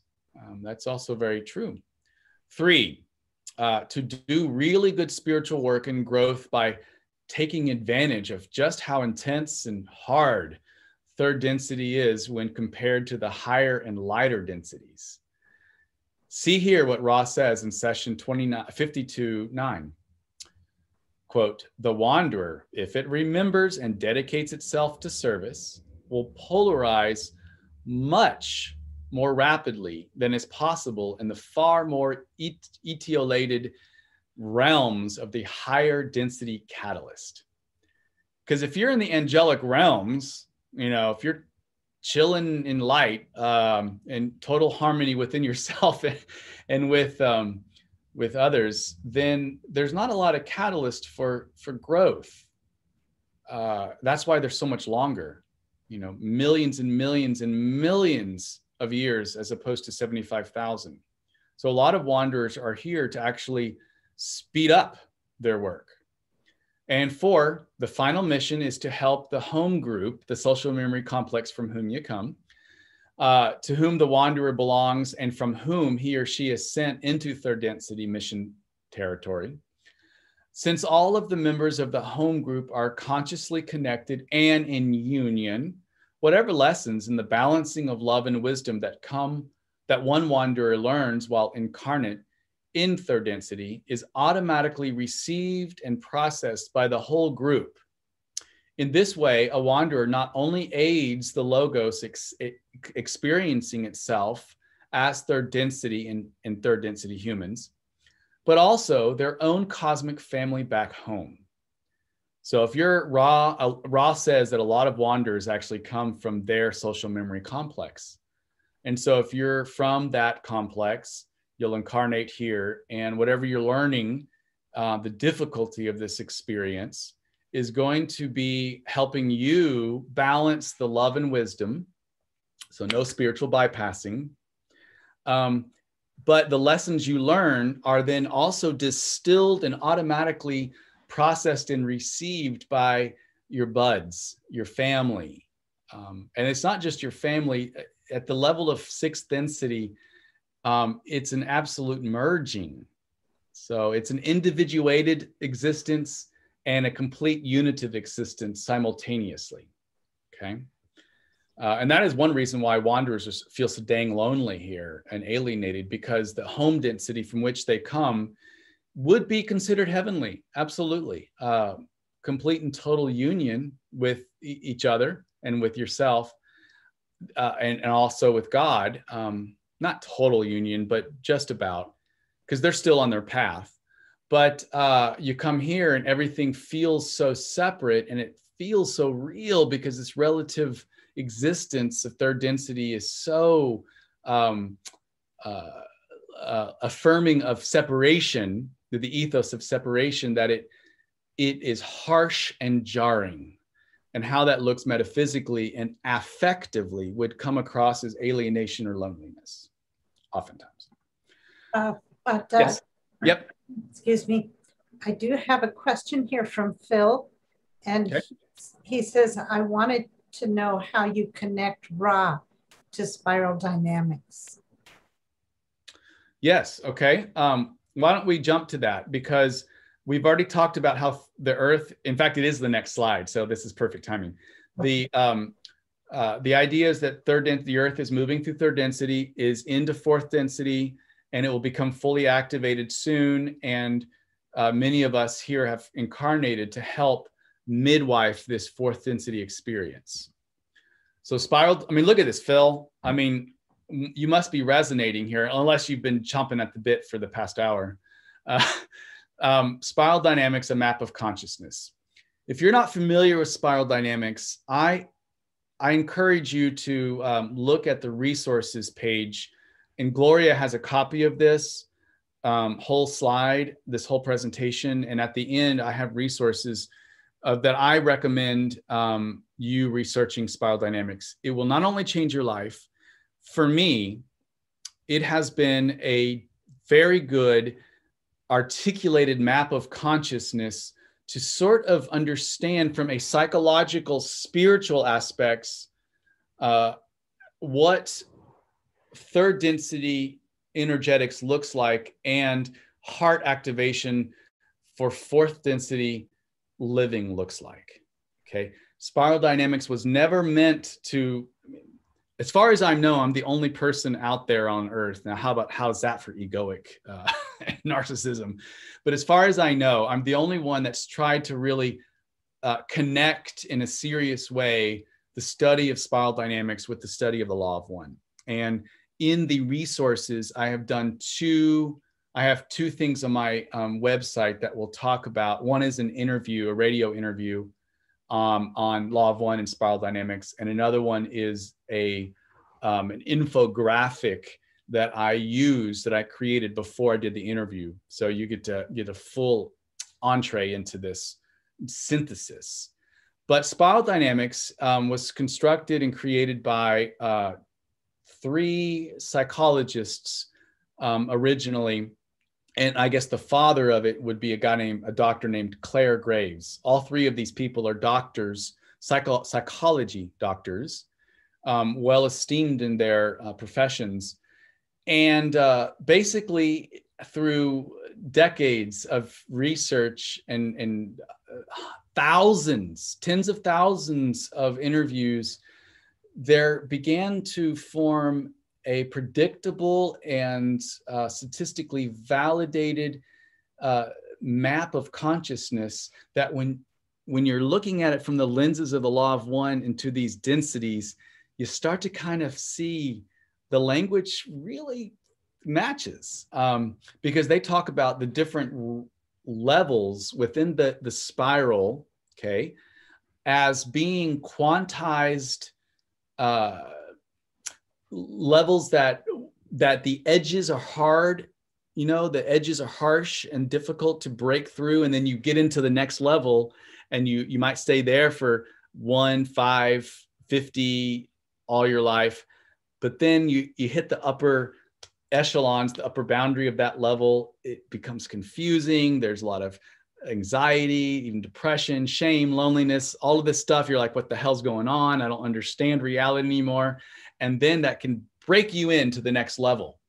And it is true on the individual level as it is on the collective level. So spiral dynamics is a map of the consciousness individually and macroly. So we're going to go really roughly into the different levels. And basically, from Doug Scott's perspective, now maybe you guys are more expert I'm not an expert at spiral dynamics either, but you may have a better way to articulate and have better ideas. So I'm just going to share what I think is going on here. So On the left, I have put down what I believe are the activated chakras. And on the right, you're going to have the spiral dynamics levels as articulated by the people that teach spiral dynamics. It seems to me that the first level of spiral dynamics is not even on this one, which is beige. So you can see it starts with 2, purple. But beige is the first level of spiral dynamics. And that is more of your, in terms of individual, you'd see it as a baby, or maybe the old elderly who are high levels of dementia. You may have schizophrenia, people who might be homeless. It's more hand-to-mouth existence, beige. So we're talking about humanoids, the transition between apes and humans many, many hundreds of thousands of years ago. But eventually we move into the second tier, the second level, and that's purple. And the purple, from my perspective, the red, orange, and the first, second, and third chakras are really at play. And you have the people in the purple would really have come online from the human collective maybe 70,000 years ago. And you can still find some tribes that are into the purple still. These would be kin spirit, fear-driven, animist. There's rites and rituals. There's a lot of magic. And of course, we can be much higher. We can even be in turquoise and do magic. But if you can hear me on this one, purple understands pantheism. Pantheism in the sense that everything is its own God, you see. That tree is God, not the macro God, not the one infinite creator, but that tree is its own entity, deity, and that rock is its own deity. And so you have the sense of everything is separate. Our tribe is this, but this God belongs to our tribe, and that is superior to your tribe. So we will kill you. So there's no universal love. But you know what? All of these levels are absolutely important and needed, and they're not to be seen as negative. But that is one reason why spiral dynamics is so important to study, because if you can get to where you can understand it a little bit, probably 90% of wars, and I guarantee you, it will give you a really good insight into what's going on politically in our country, if from the lenses of spiral dynamics, because what we're talking about is the different levels are fighting on the first tier, not on the second tier. The first tier represents purple, red, blue, orange, and green. And what happens is whenever you're in a particular level, you don't know that there are levels, because you don't know that there's such a thing as a spiral. Number two, you feel like your way of understanding the world, your reality bubble, worldview, is superior to any other worldview. And all you can see is anybody below you on the spiral is seen as inferior or kind of, ignorant. Those dumb people, those rednecks, so, whatever, it's that, you'll have that mentality.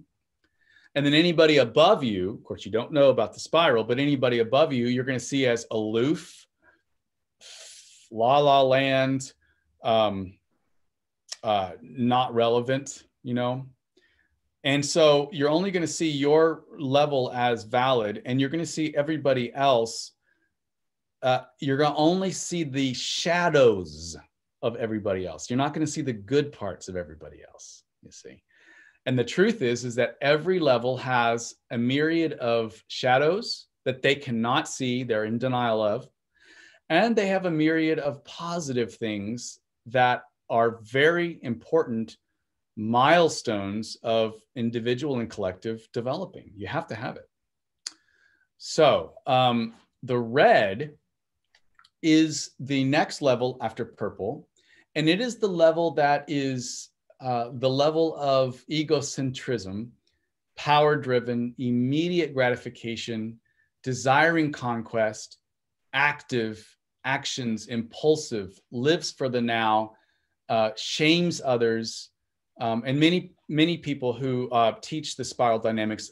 So I'm not trying to be political on my own end here, but they have believed, some people online would say that Donald Trump would have been somebody who was presenting himself as orange on the spiral, which is much more about capitalism and opportunistic and success driven and consumerist and this kind of thing, really values science and that kind of stuff. It has its shadows, of course.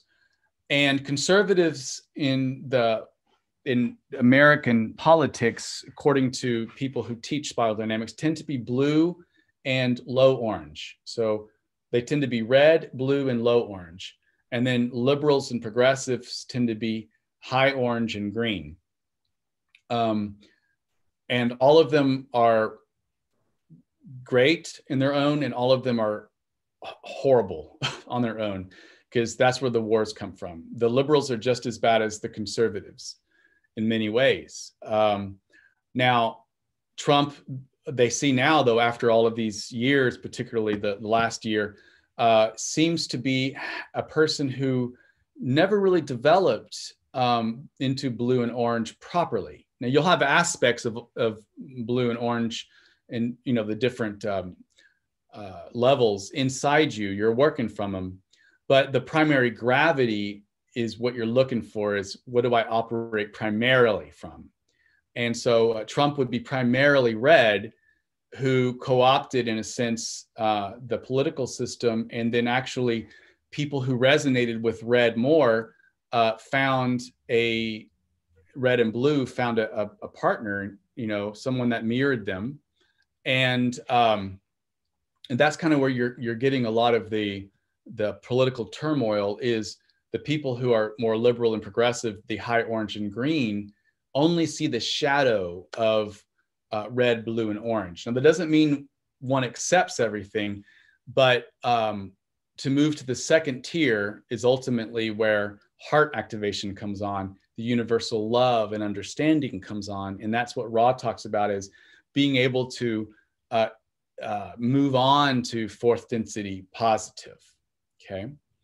So red is about breaking the shackles of the family and tribe, and using blue and orange and green and everything, anything you can at your disposal for your own self-enhancement.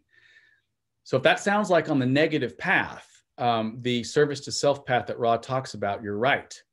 Now, I am not saying that people in the red are service to self. I'm not saying that. And I'm not saying that Trump is. My own personal belief is that I think he's a kind of a young soul, kind of learning. But that's just my opinion. There doesn't need to be a right or wrong on that one.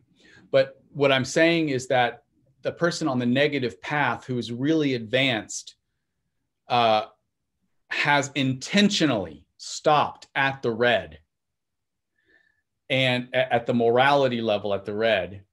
And then as their understanding evolves and their society evolves into blue and orange and green and so on and so forth, they will operate intentionally from the red for their own egocentrism. It's an intentional anchoring in red, and then using the others to enhance one's own advantage. Okay. But eventually people get tired of being killed. You kind of get tired of having a dictator. You kind of get tired of constant war. If you've seen the Game of Thrones, it's all red, So people then start to form these collective conforming groups that are grounded in culture and traditions and disciplines. And this gives them high degrees of meaning. And also they start to learn to live for later. It's sacrifice now for later gratification, that we're going to do this now so that we can go to heaven later. or don't do this now, or you go to hell later. You see, and religions in the first axial time period of Earth emerged in the red and the blue. And they largely have stayed there. So this idea of doctrine and dogma, not a bad thing, you know. Now, if you're orange and green, you're going to hate it, likely. But as you get into second tier, you realize that doctrine and dogma can be containers, and we need containers. You know, you don't give a kindergartner abstract, complex mathematics that you would study at the advanced center in Princeton University. They're not ready for that. You have to give them containers to be able to fill that up, and then they give them bigger containers, and eventually they look and get their own containers.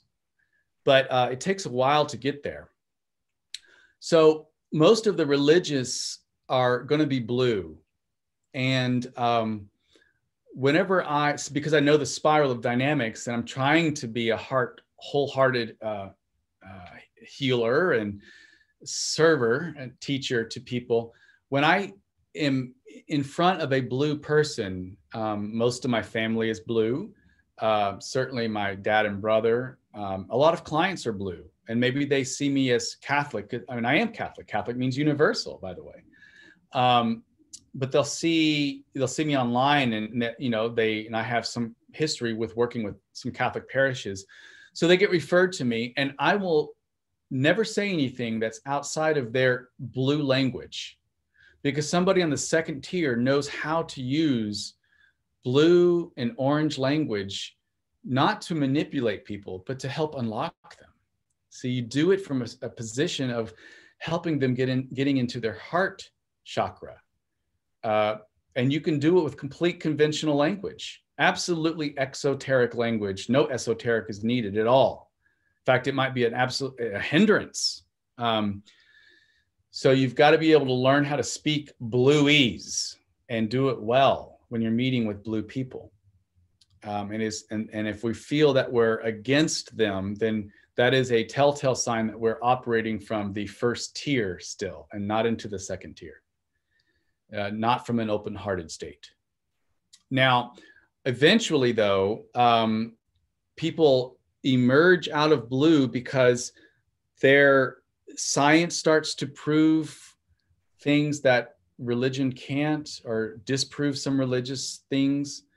Instead of seeing, let's put on life later, we're going to actually enjoy life now. So there's a preferential option for materialism, you know, making life comfortable. I mean, I have an air conditioner, and we're working from technology, so that's orange products. You know, the Enlightenment in Europe is all orange. Very good stuff.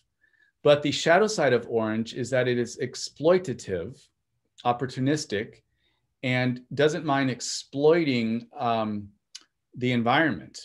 You see, doesn't mind exploiting other people to take advantage of them. They're very similar to red, except they're not about maybe shaming people or killing them.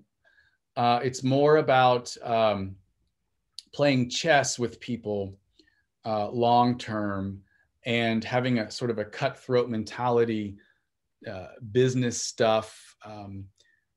What are these corporations that are hired to come in and buy corporations and clean them out and then sell them off to the next group, you know, that kind of thing. So there's not so much heart going on it. But eventually, the excesses of orange is appreciated and seen as problematic. So then people will then move into the green. And green is communitarian. It's feelings driven. It tries to be transparent. It favors egalitarian ideas. It shares, it's caring, it's communal, sort of commune, hippie sort of thing. One of the shadow sides, though, is that it is can be feeling aloof. It's not pragmatic. It may not be situated to help bigger problems that we have. And there can be constant deliberation. You know, let's just have everybody share what they're feeling, and then there's no one opinion that is right or wrong, that kind of thing. It's really good, but the main problem, and I'm going to make this as a statement from my own opinion, one of the main problems that we have in our country today, and our world collectively, and from a law of one experience, it would be a continuation of the third density energetics that is not welcoming in this fourth density energetics, is the fact that the green level in our country especially has never matured to move into the second tier. We have not produced leaders in the green that could stop demonizing the lower levels, because I'll just to kind of say this, spiral dynamics teachers would refer the blue as the happy blues, because it feels really dang comfortable to know that God is on your side. God only loves your group. Your culture is the best. Your holy scripture is the one holy word of God. Your prophet is the only, you know, your Christ or your prophet or your Buddha, you know, that's it. Feels real good to be in that, you know, but so why would you leave? And that's why it's so hard to break out of that. But green, they're often known as the mean greens. See, blue is real easy because you know what you're for, and you're for the culture, the religion, all that. And you know what you're against. That's anything that threatens your community. But the green defines itself largely as being against orange, blue, and red. Green is a meme. They're called the mean greens. And not all greens, of course, are mean, but you will oftentimes meet the angry liberal, you know, that just can't stop for 5 seconds and from feeling intense hatred or anger, let's say, against Trump or Republicans or, you know, QAnon groups and whatnot. Not that those things shouldn't be looked at. But what I'm saying is that the green person is the person who defines themselves progressively as being against, and they don't really know what they're for, because they don't believe in any absolute truth. All truth is relative, and there's no hierarchy of truth. That's something you have to give up when you go into green. And so they could never, there's nobody that there's no truth that everybody could agree that this is the one truth that we're for. So you'll have liberals who, you know, are for this particular identity, this particular thing, and they have a liberal that's for that particular thing. But they're all united in being against all the lower groups. And the big problem here is that we haven't had leadership to move forward and to learn how to develop the second tier. And that is why we've had this huge upheaval in politics, because it has stirred the ineffectiveness of the green, and the chaos in the orange and blue is being utilized by the red to create a new kind of reorder. And so what we have to do is help people activate their heart chakras. And you can do this without ever mentioning, you know, esoteric stuff or even spirituality. But when we can do this, we help people move into the second tier. And that is where we want to go. And for me, that is where Ra is talking about what the green energy is, the open-heartedness is enough to be harvested. So I'm just going to spend 5 minutes on the second tier here, and then kind of wrap it up. We've gone, 30 extra minutes. So if you're still with us, either online or if you're listening to this later on, you've just automatically incarnated into the yellow. You know, what can I say? Straight to heaven.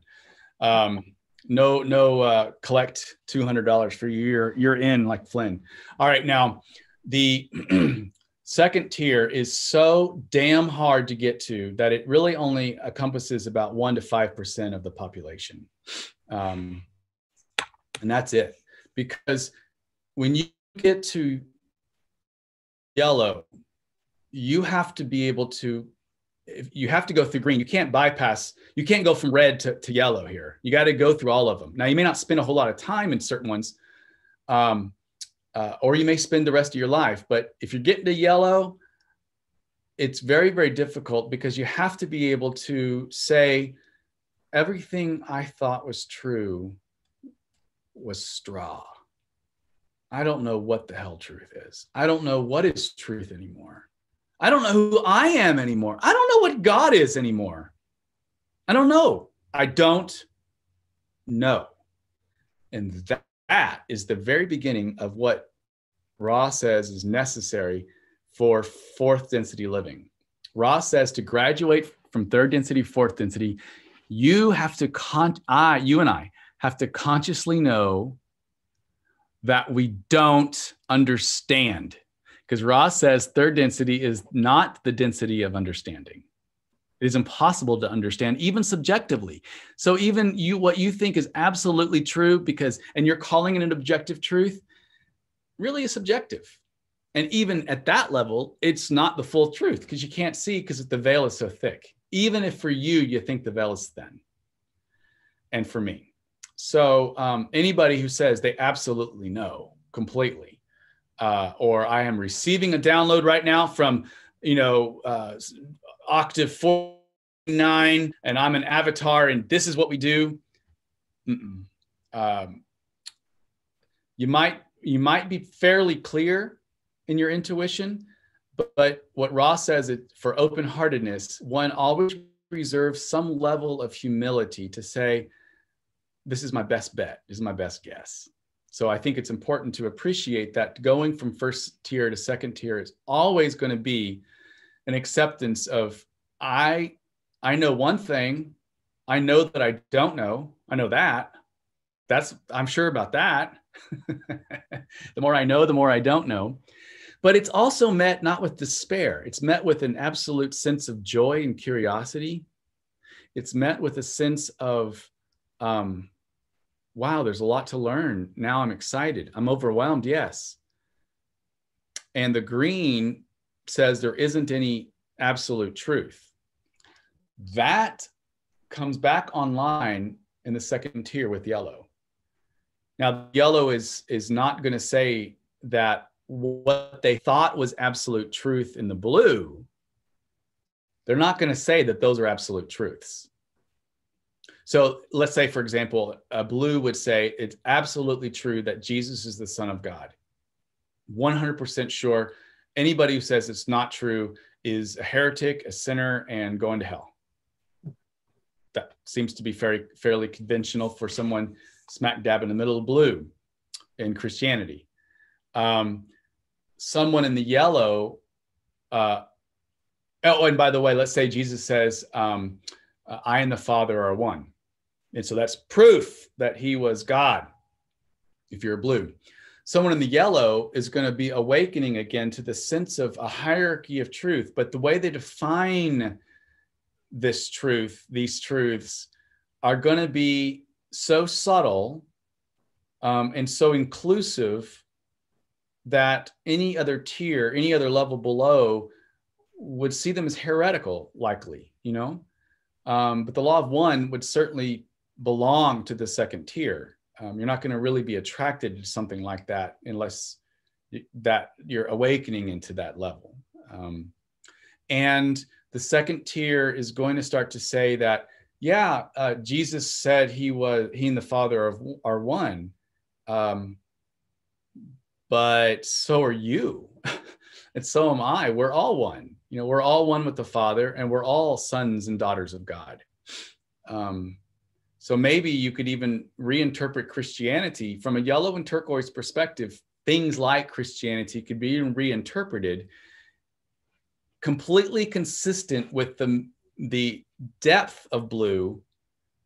So there's a consistency there, but it's kind of like a lens of a camera where you might be really, really close, but then, you know, in blue and you can't see much, but then you pull it out and all of a sudden your ability to see is inclusive of this little middle thing, but it's way out here.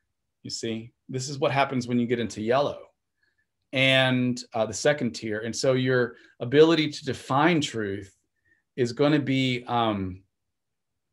much more about this oneness and unity, in that we're all one. And maybe Jesus and other enlightened, more beings, you know, master teachers came to try to reveal this unity and union at their particular times. But after their death, cultures come around and begin to solidify in doctrine and dogma because they're in blue, and that's very natural to do. So a yellow person is going to be able to play jazz with others.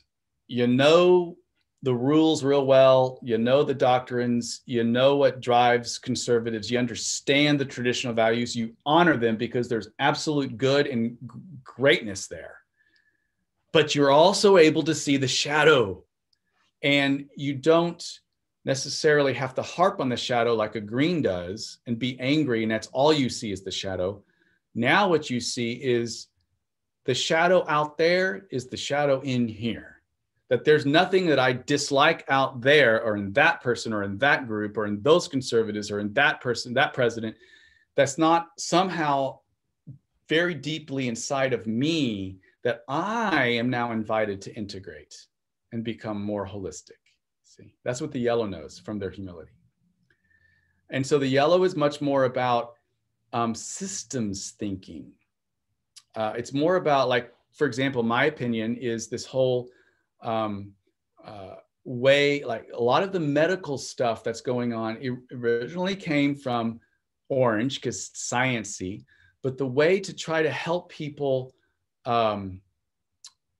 help themselves, medically speaking, with modern technology is going to be able to have different campaigns that would speak the red language, the blue language, the orange language, the green language, to try to be able to help people buy in, because you got to know how to speak their languages, because the overall understanding from a yellow perspective is how can we help the macro? See, so the yellow sees the whole.